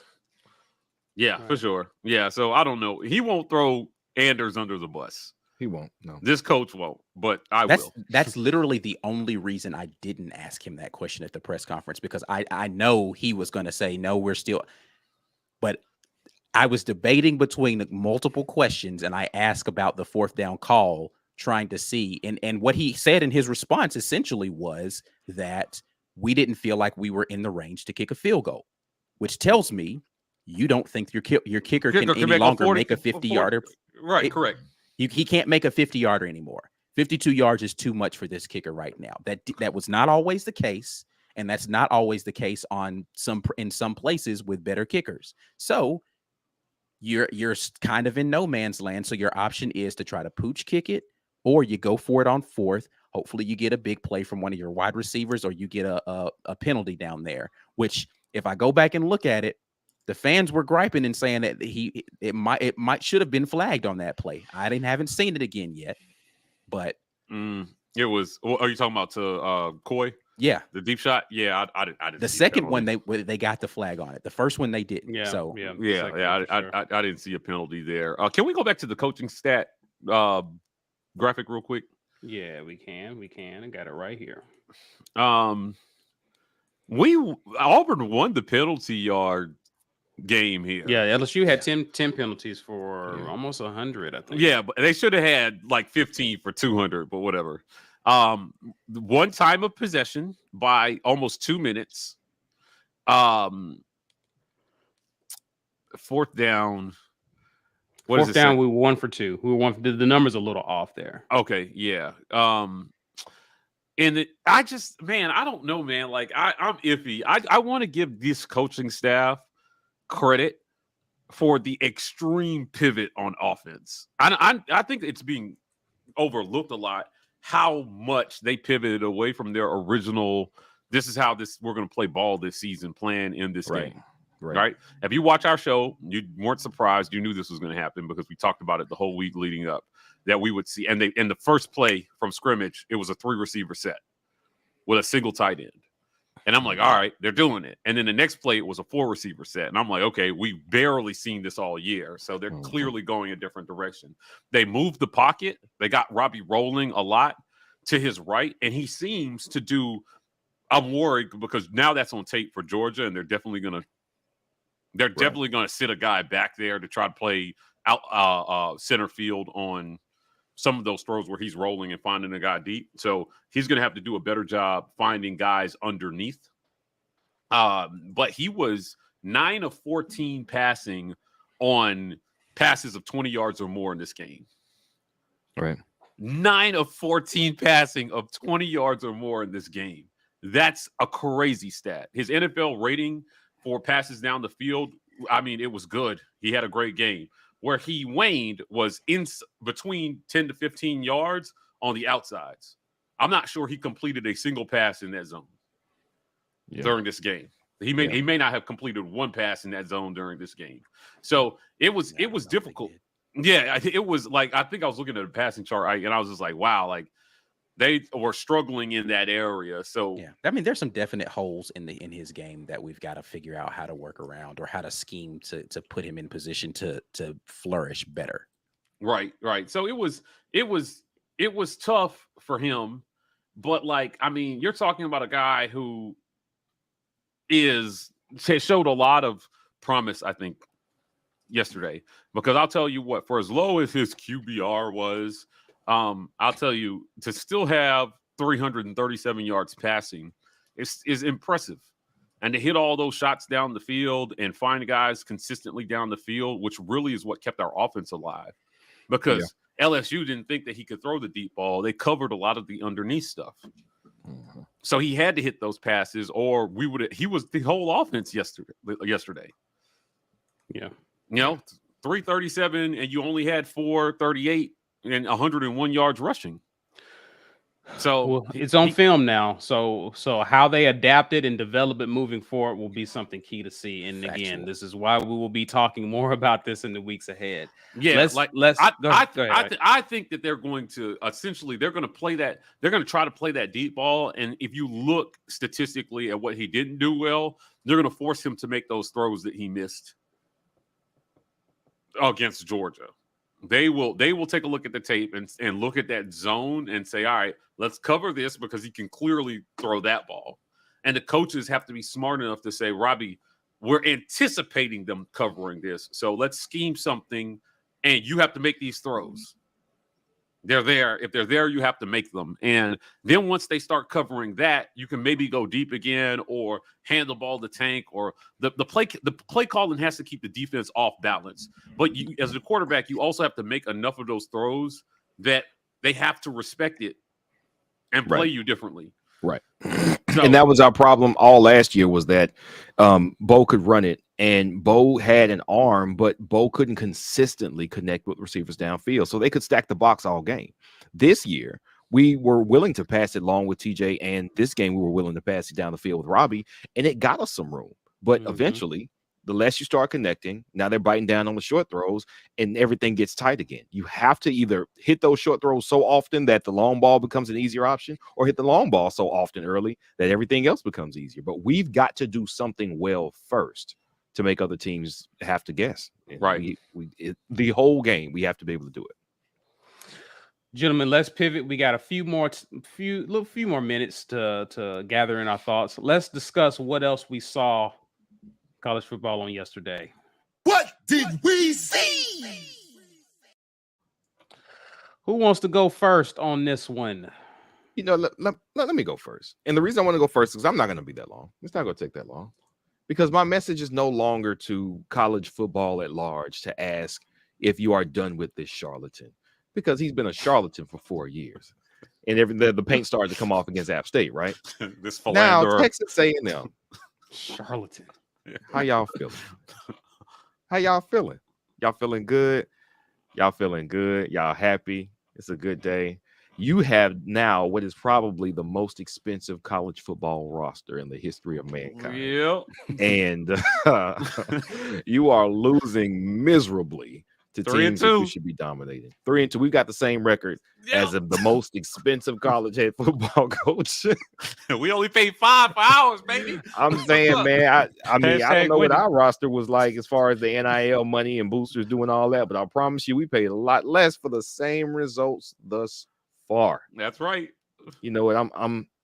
It makes me feel good that everybody is finally seeing what I've seen for years now. And I have always credited Jimbo for being able to take a Florida State roster that was full of talent and turning it into a national championship. Because as we can see here, you can have a roster full of talent and do jack shit with it. So thank you, Jimbo, for being worse than you have ever been. It's been really comforting to see this on Saturdays as my team struggles, but I look up and your team is doing terrible as well. At home, on the road, it don't matter. You losing all over the place, man. You finding different places and different ways to lose games. You started with a quarterback that probably shouldn't even be an SEC starter, and he lost. And then you went to a quarterback that had actually been a decent SEC starter and made him worse for me. So thank you, Jimbo, for doing your thing, using your magic and making all your players play below their potential. It's been fun. Thank you. Who's next? I'll go next. Listen, I watched a lot of football yesterday. And I'll tell you, anybody can get got in the SEC this year. Anybody can get got. This is the year to get got. Georgia almost got Saturday. Man. And maybe people need to put some respect on our Missouri win after they led Georgia for 3.5 quarters. Georgia fans were in shambles on Twitter yesterday. I should have gone to the beach. I'm going to grocery shopping. I'm going to file my late tax return. They were talking about anything but watching that game yesterday because their team came out flat in the field goal bowl versus Missouri. So 3-2 is not the end of the world in the SEC this year. It's not. 1-1 in conference still leaves a ton of opportunities open for almost everybody. Now, I had the question. The SEC is competitive, but I do feel like this is a down year for the conference. As a whole, I think quarterback play is down. I don't know that this conference, and listen, even on a down year, we're still better than everybody else. Yeah, in a down year, we're better than you, but it's just not as good this year. And I think that I think that the conference is as wide open as it's ever been. So, Bama, I get it; they've survived all their tests so far, but they're not indestructible by any means. Now, they've got tons of talent. We know B-Will talks about, hey, man, Saban recruits so well that he doesn't have to be the best X's and O's coach on the field, which I agree with. But this is the year for something crazy stupid to happen in the SEC. I'm here for it. If Auburn's not going to do it, I want chaos completely. I want to see Vandy beat somebody. I want to see Tennessee win the East. You know what I mean? I don't want to see Texas A&M do anything. I want to see them finish last in the West. And I want Auburn to win the Iron Bowl. And I think that's the only way this should go. I see the rest of my time to Ike Jones. I'll go for Ike. I about to say, Okay. yeah. I'll go for Ike. All right, guys. I'll be simple, really quick. As frustrating as this loss was to LSU, Arkansas looks really vulnerable, and I still feel good about that game. When I think about what we did against LSU, I think about what we did to their secondary. Robbie Ashford threw for 300+ yards in this game. Looked incredible in his second college football game, which means I expect this kid to get even better. I was impressed with the first score of the game and how he stepped up in the pocket, ran to the side, still keeping his eyes downfield, and torched LSU secondary, who statistically is far better than Arkansas secondary. I feel good about this game, and I just think Arkansas's offense, ever since the certain receiver left Arkansas, they've been a little predictable on offense. What you mean? You mean Cam Newton isn't in Arkansas right now playing quarterback? I could have sworn they had Cam Newton there because he would make everything better. Is that not Cam Newton? See? No. Oh, okay. Never was. Okay. That's the real Scam Newton over in Arkansas. That's the real Scam Newton. As a matter of fact, that's what I'm calling him from this point moving forward. They got the Scam Newton. All right.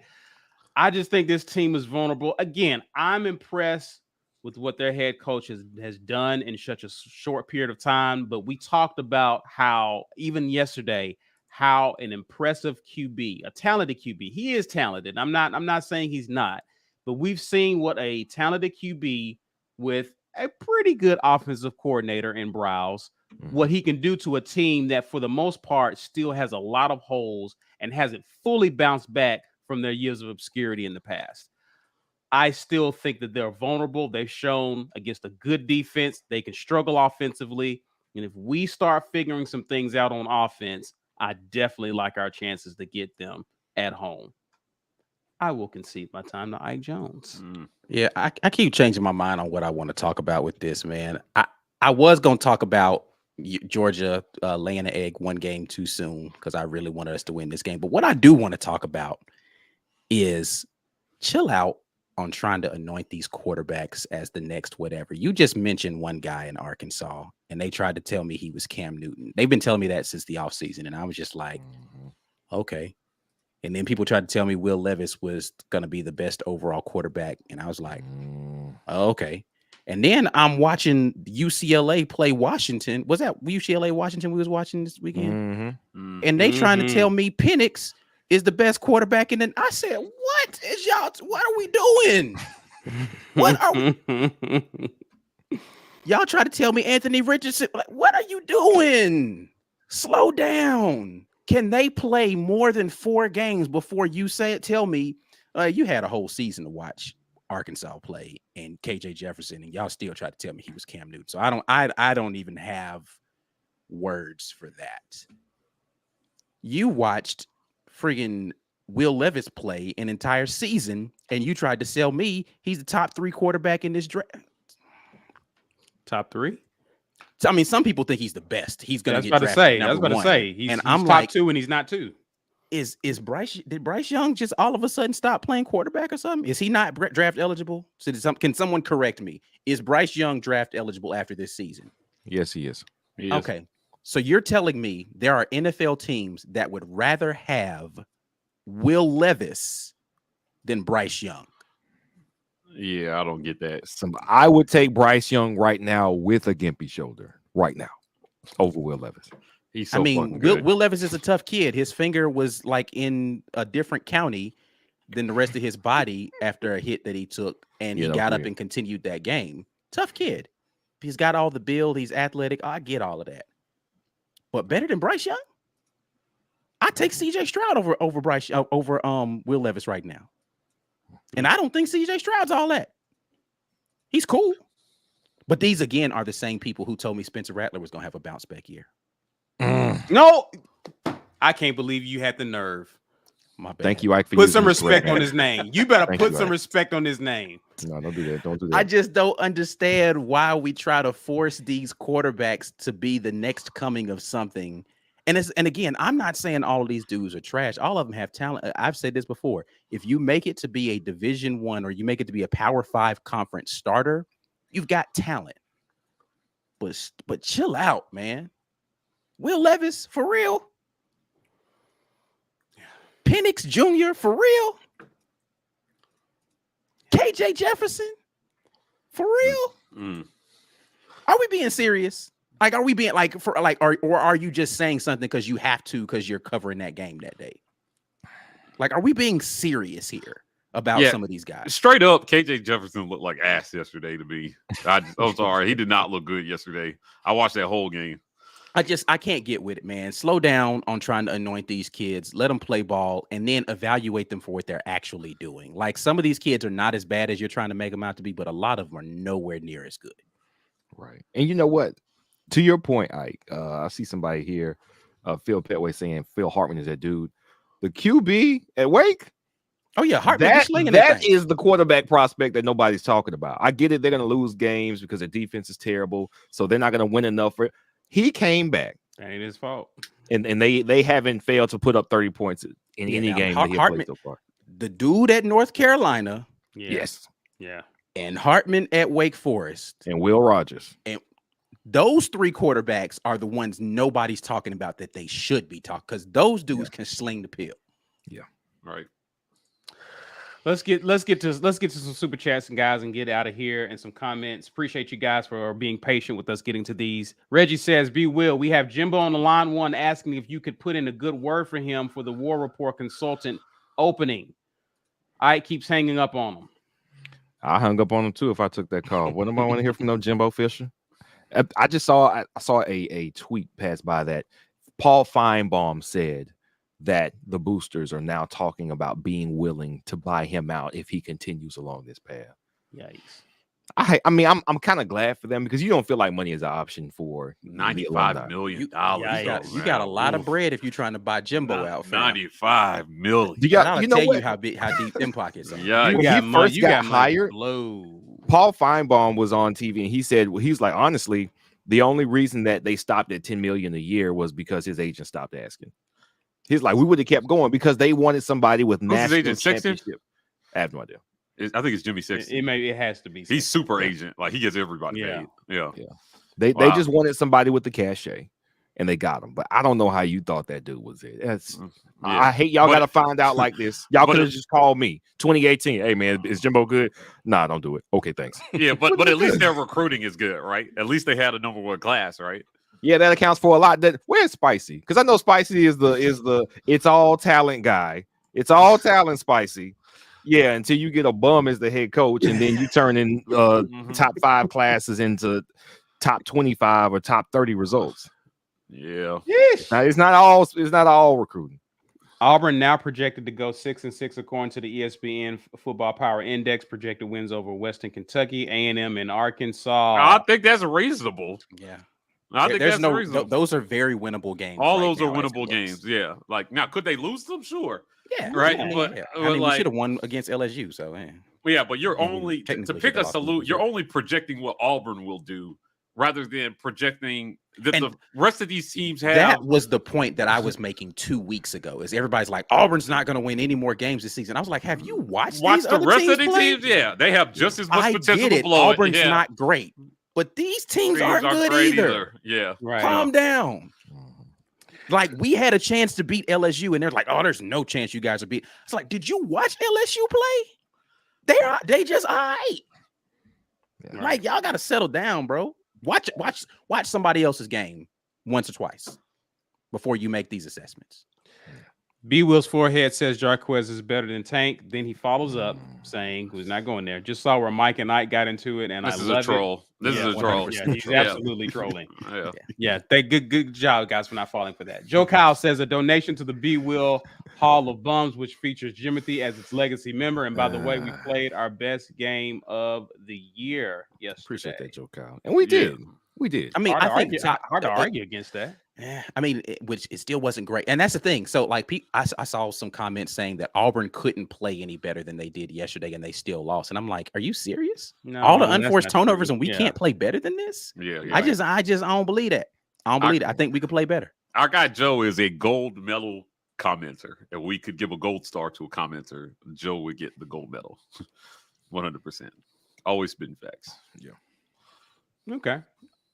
All right, well, I guess we had to give a silver one to, well, I can't pick favorites, but I love Imani Smoot right here. We still got a chance to win, and I love it. Saying there's still a chance. That's on its face. That's not like, we still have. Listen, if we win out, listen, you deserve a shot at the national championship if you win out the rest of this season. If Auburn goes to the national championship, we got to send Imani. We'll buy tickets. We'll buy tickets for Imani. He was 1,000%. Imani, we will figure out how to get you to the national championship game if we win the national championship this year. Yeah, right. Yeah.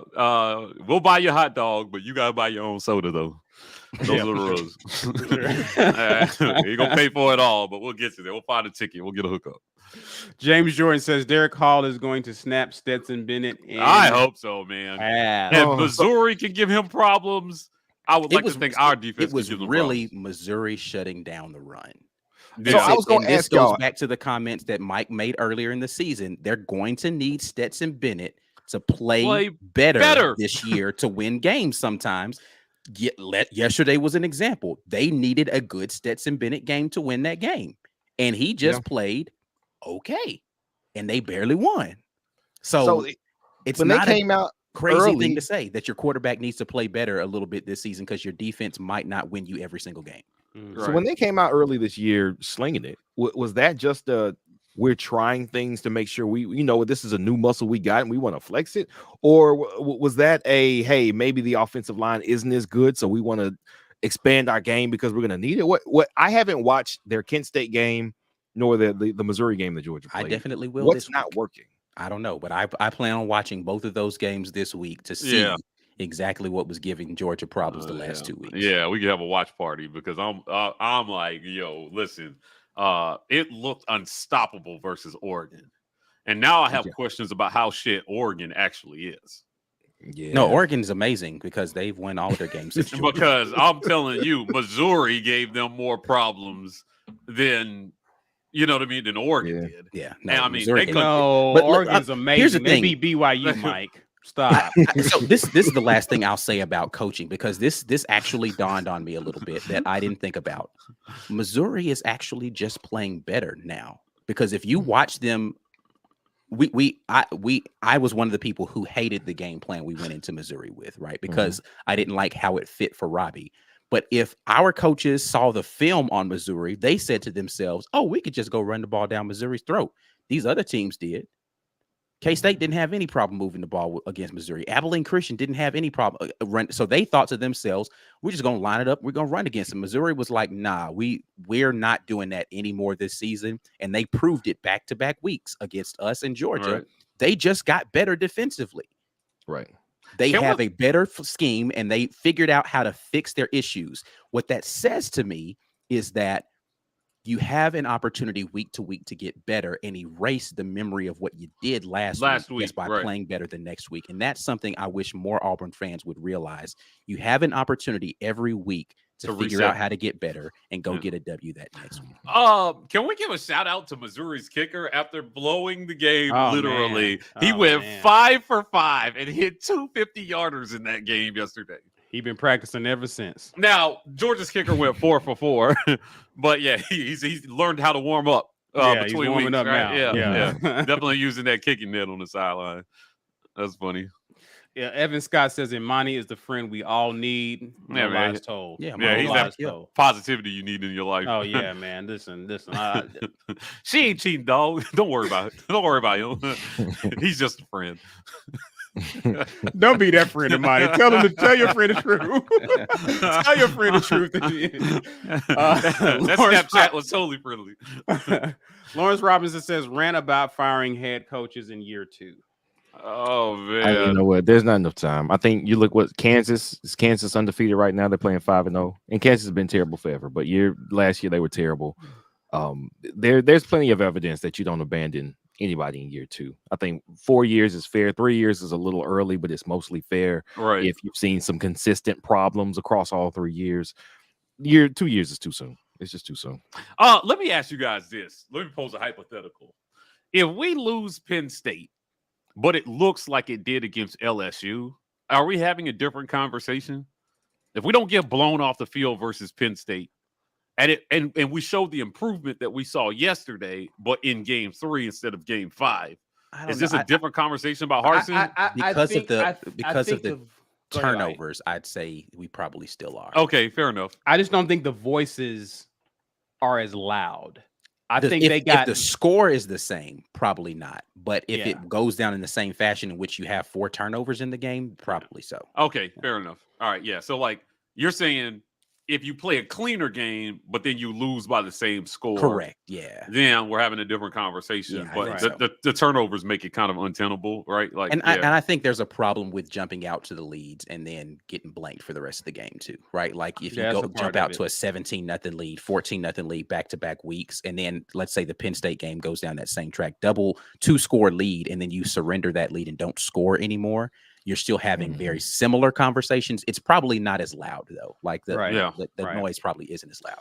Yeah, because again, in our conversation about where everybody's at in the SEC, I just think, man, if Brian Harsin is on the hot seat based on like results to date and record to date, There's a lot of motherfuckers that should be on the hot seat right now. Right? Yeah, we don't want money on our videos, man. You dropped MFs. Man, they ain't flagged an MF in 4 weeks. I've been watching. But if Mike's Jimbo, like, days a day. yeah, but I mean,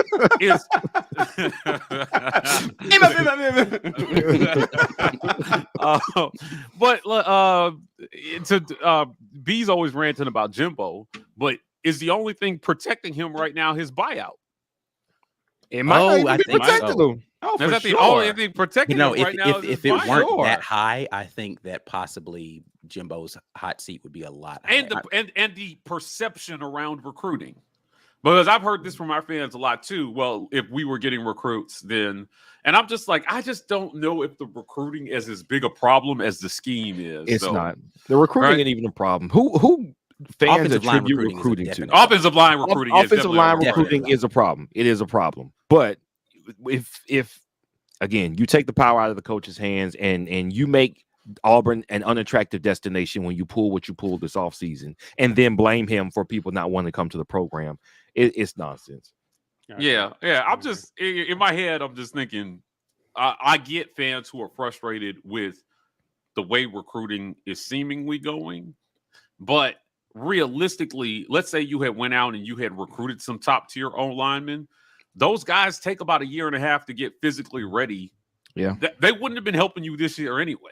Very few are ready to contribute like Yeah. day one on campus. It has very little to do with the results that we're seeing on the field now. Now, again, if you're projecting to the future, sure, I do understand that. They've got to find a way to recruit. I'm not saying that recruiting has been good. That's not what I'm saying before anybody jumps down neck about that. But No, it's too late. They're going to clip that one portion of it, and it's going to be on Twitter. yeah. And, I'd say and, recruiting has and been then good. the three of us didn't cut you off. And so we agree with this. We agree with it too. So we're all idiots. We're all complicit, right? But I These just are a bunch of clowns. Yeah, I just think it's all four of them. That's how we know we made it. today. Maybe So the none other of three them- have none practiced of them the brush fine their art teeth. of listening and let people get their point out. Even if Yeah. you don't agree. But go ahead. I love it, bro. Yeah, I don't know, man. It just feels like we're about to fire a coach in about the same boat as any other coach in this league, but a year or two early. Because I'm telling you, what's happening at Texas A&M is way more egregious than what's happening at Auburn. Oh, for sure. Easily. This is year Easy. 5. Wait, 17 was his first year. 18, 19, 20, 21. This is his 6th season. Yeah, and he's got his one-loss season to kind of anchor Buffer it. down the average seasons on But either when side of that 2020 season. But when did it happen? 2020, Year COVID 4. year. That was year 4. Was that year 4 for him? When did he Okay. get to Texas A&M? 2017.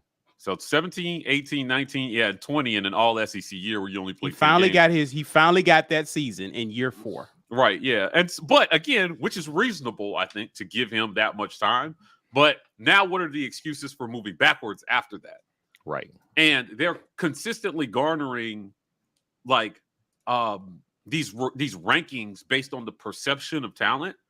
But I would just argue the underutilized. 2018 was his first year. This was 2018. Okay. So by Okay, year Lawrence. 3, Year but 3. the underutilization of that talent is more. It makes it even more criminal, Right. right? Rather than a coach who's trying to overachieve with a squad that has talent, but was definitely majorly under recruited at offensive line. Our O-line problems did not start with Brian Harsin. Right. They just didn't. They did. I mean, and you can't argue that they did. Now, did they do much to fix it? I think personally, what they could have done to fix it was change this scheme earlier. Right. That's what they could have done to fix it. And I think that will be the thing that I talk about when or if this staff is gone is that the pivot should have just been faster and the urgency should have been felt sooner. Right. That, hey, man, this isn't going to work. And that's hopefully a live and you learn type thing that they'll take, with them and say, hey, like, listen, there are ways to scheme around a bad O-line. And you have to evolve as a coach. And this is the one thing that I do give Saban credit for as a defensive guy. Because let me tell you something. Oklahoma hired a defensive guy. And look what they look like on offense now. They were quarterback you. Right. The last few years. Literally producing Heismans. You hired a defensive guy, and he doesn't look nearly as competent at managing offensive staff as his predecessor. But a lot of that is changeover too, just general change. You go from an offensive centric team to a defensive centric team, and the quarterback of Dylan Gabriel has been playing well up until the K-State game. He got hurt. Yeah, They looked bad before he got hurt. Let's be clear. They were down 30-14 before he got hurt. Good. Yeah, but they were terrible on defense. It's like it's going to take some time. That's what I'm saying. Like, it's not like the Clemson players followed him to Oklahoma. Right. Like, they've been suspect on. I mean, if he was a good coach, then all of his players would have fought. That's what I heard. Yeah. Brian Well, Marston too, I but guess- he couldn't I guess- bring any of his Boise players over here. He must not be very good. Yeah, coach. I get. And my point is not that Venables sucks, but that when you're trying to change philosophies, there's going to be pain involved For sure. Right. until he gets his system in place. Right. And when you're a defensive guy, sometimes that pain is felt offensively, right? And I mean, and he's got, as a coach, he's going to have to figure out, okay, now that I'm a head coach and I have to worry about the offensive side of the ball too, how do I qualify somebody who can come in and take this thing over that I can trust and let them run with it? He's going to have to evolve as a coach. Like, Brett Venables is not at the peak of his head coaching career right now. Right. How quickly he can get there will be his mark as a head coach at the major college football level, right? But there's going to be pain involved. And I think that we're experiencing that same pain right now, but our fans are just a lot less patient with the pain that it takes to completely change offensive philosophies from what you were doing for 8 years. Right. Let me tell you something. You can be with a chick for 5 years, right? And when she break up with you, you're not getting over it in 5 days. I love these analogies, these relationships. Yeah. I live for these. Yeah. I live for these, Mike. Yeah, listen, there's going to be long nights crying on your pillow. Like, I hate her. I miss her. I'm angry. I'm sad. Right? It's a whole process to heal from something and move forward to something different. In this scenario, Yeah, for sure. But I'm just saying, like, you know, you don't get over years and years and years of something that quickly. Yeah. Right? Like, I mean, we had this stupid formula for how long it takes to get over a breakup. Like, it takes at least half the time. And I'm like, man, you ain't trying to wait 5 years to get over nobody. But at the end of the day, it's been a year and a half. It's been a year and a half. And I know what people are going to hear. They're going to say, oh, Mike, I can't believe you're not over this coaching staff. I'm not saying they've been perfect. But Auburn is not an easy job. And I can't look at the totality of everything that's happened here and not at least continue to find some patience for this coaching staff based on how difficult we made the job for him. Right. Because this is another story that I will tell long and hard is that Robbie, in my conversations Ike and I's conversation with Calzada, he noted that Austin Davis was a big reason that he committed. And the system and the vision that they sold. And there was a plan to turn that all the way over to Austin Davis. Right? Robbie Ashford noted as well to us that not on camera, but privately, man, Austin Davis they sold him. This offense that they were supposed to run under Austin Davis was supposed to be the deal. And when that fell through and they torpedoed his offseason with rumors, you couldn't go out and get anybody worth a damn to take the job under this coach. Mm-hmm. That's not going to get talked about enough, but it's totally unfair. Yeah. Now, there are some things that they do have to own, but what you saw offensively for the first 4 games of the season was the pivot that they had to make from the guy that they thought was bringing in a system to fit these guys, whether it was Robbie or Calzada or Finley, whoever it was going to be. I have no doubt that whatever Austin Davis was going to bring was going to be 1,000% better than what we saw games 1 through 4. None. It was unfortunate, why he didn't come. But ultimately, like, I just feel like, come on, man. Like, it's this.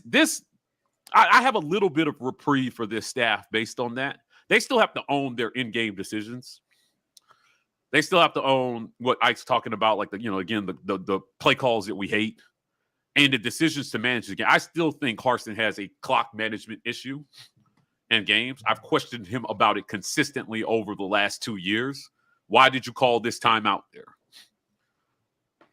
Right. I just didn't understand some of the decisions. I felt like, oh, they called that timeout. If they're not going for this, I hate that. Now they ended up going for it. But in a tight game, I just wish they had done something different and saved that timeout for the end of the game. Yeah. But it just felt like, oh, I hope this doesn't come back to haunt them. So they have to they have to own their in-game decisions. But the totality of this is just as much on Auburn and our administration as it is on Brian Harsin. Yeah, and acting like it's not that we as a school and a university, we should not own some of why this coach could not find success here, and that you did not create a hospitable environment for him to flourish in is going to keep the next good coach away. Yeah. Everybody's got their wish list, and if you're a top-tier coach, I don't know why you come to Auburn at this point unless they promise you that they're going to stay the hell out of your business. Right. I would get that in writing. My agent would have to put it in the contract. Yeah. No booster is going to be asking me for the game plan the Friday before the game. Now, and I'll glad hand and kiss babies and shake hands for sure to the people who give money. But I'm running my program the way I see fit because that's what you hired me to do. And that's what got me to this point. Taking booster advice is not what gets these coaches where they're at. And for everybody who wants Deion's not putting up with this shit. He's not coming here to do that. Yeah. He's made over $100 million in his lifetime. Money is not why he's going to come to Auburn. But the chance to make his mark and to make his legacy is why he would. Yeah. Right? But you have to give him a chance to do that, because if you don't, if you tell him how to do it, it's not his legacy. It's your legacy. This is not going to be about how Brian Harsin's legacy here.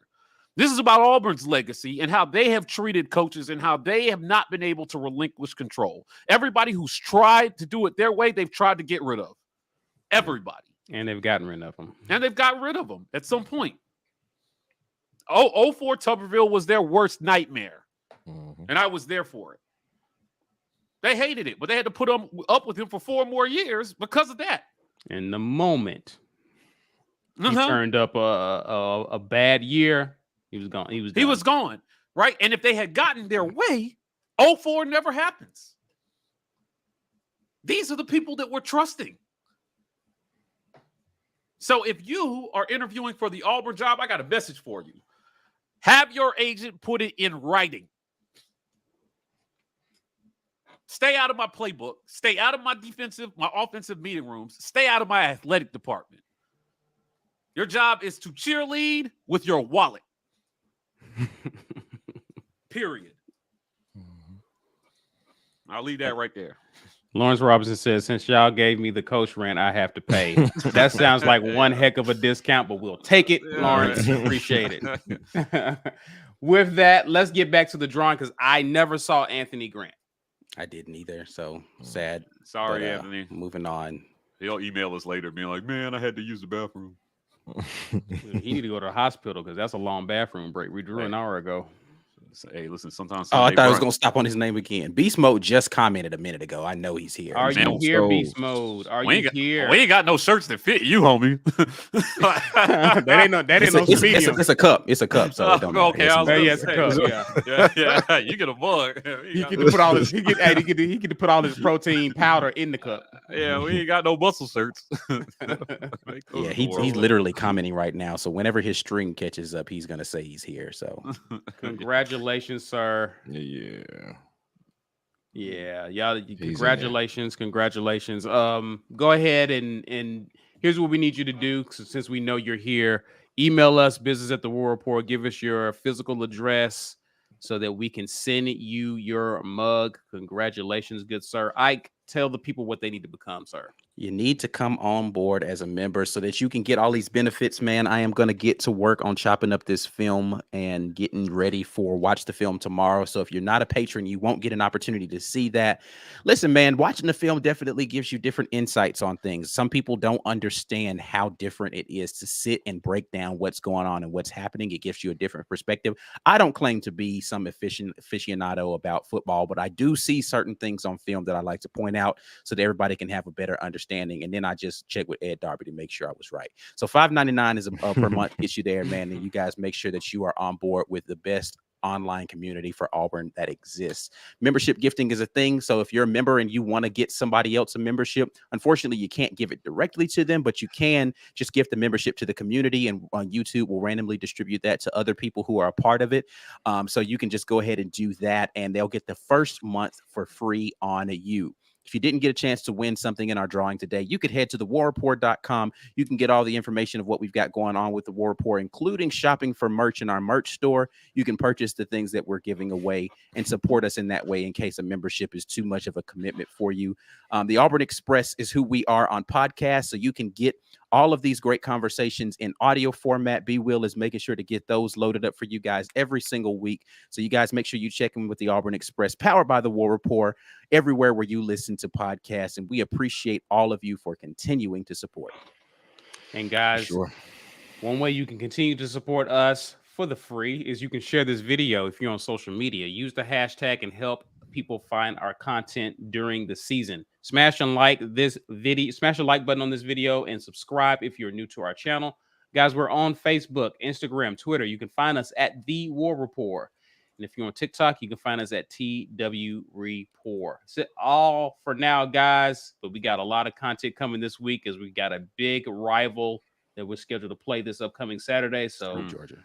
Be on the lookout for that. But until then, enjoy the rest of your weekend. And as always, War Eagle. Or you. War Eagle.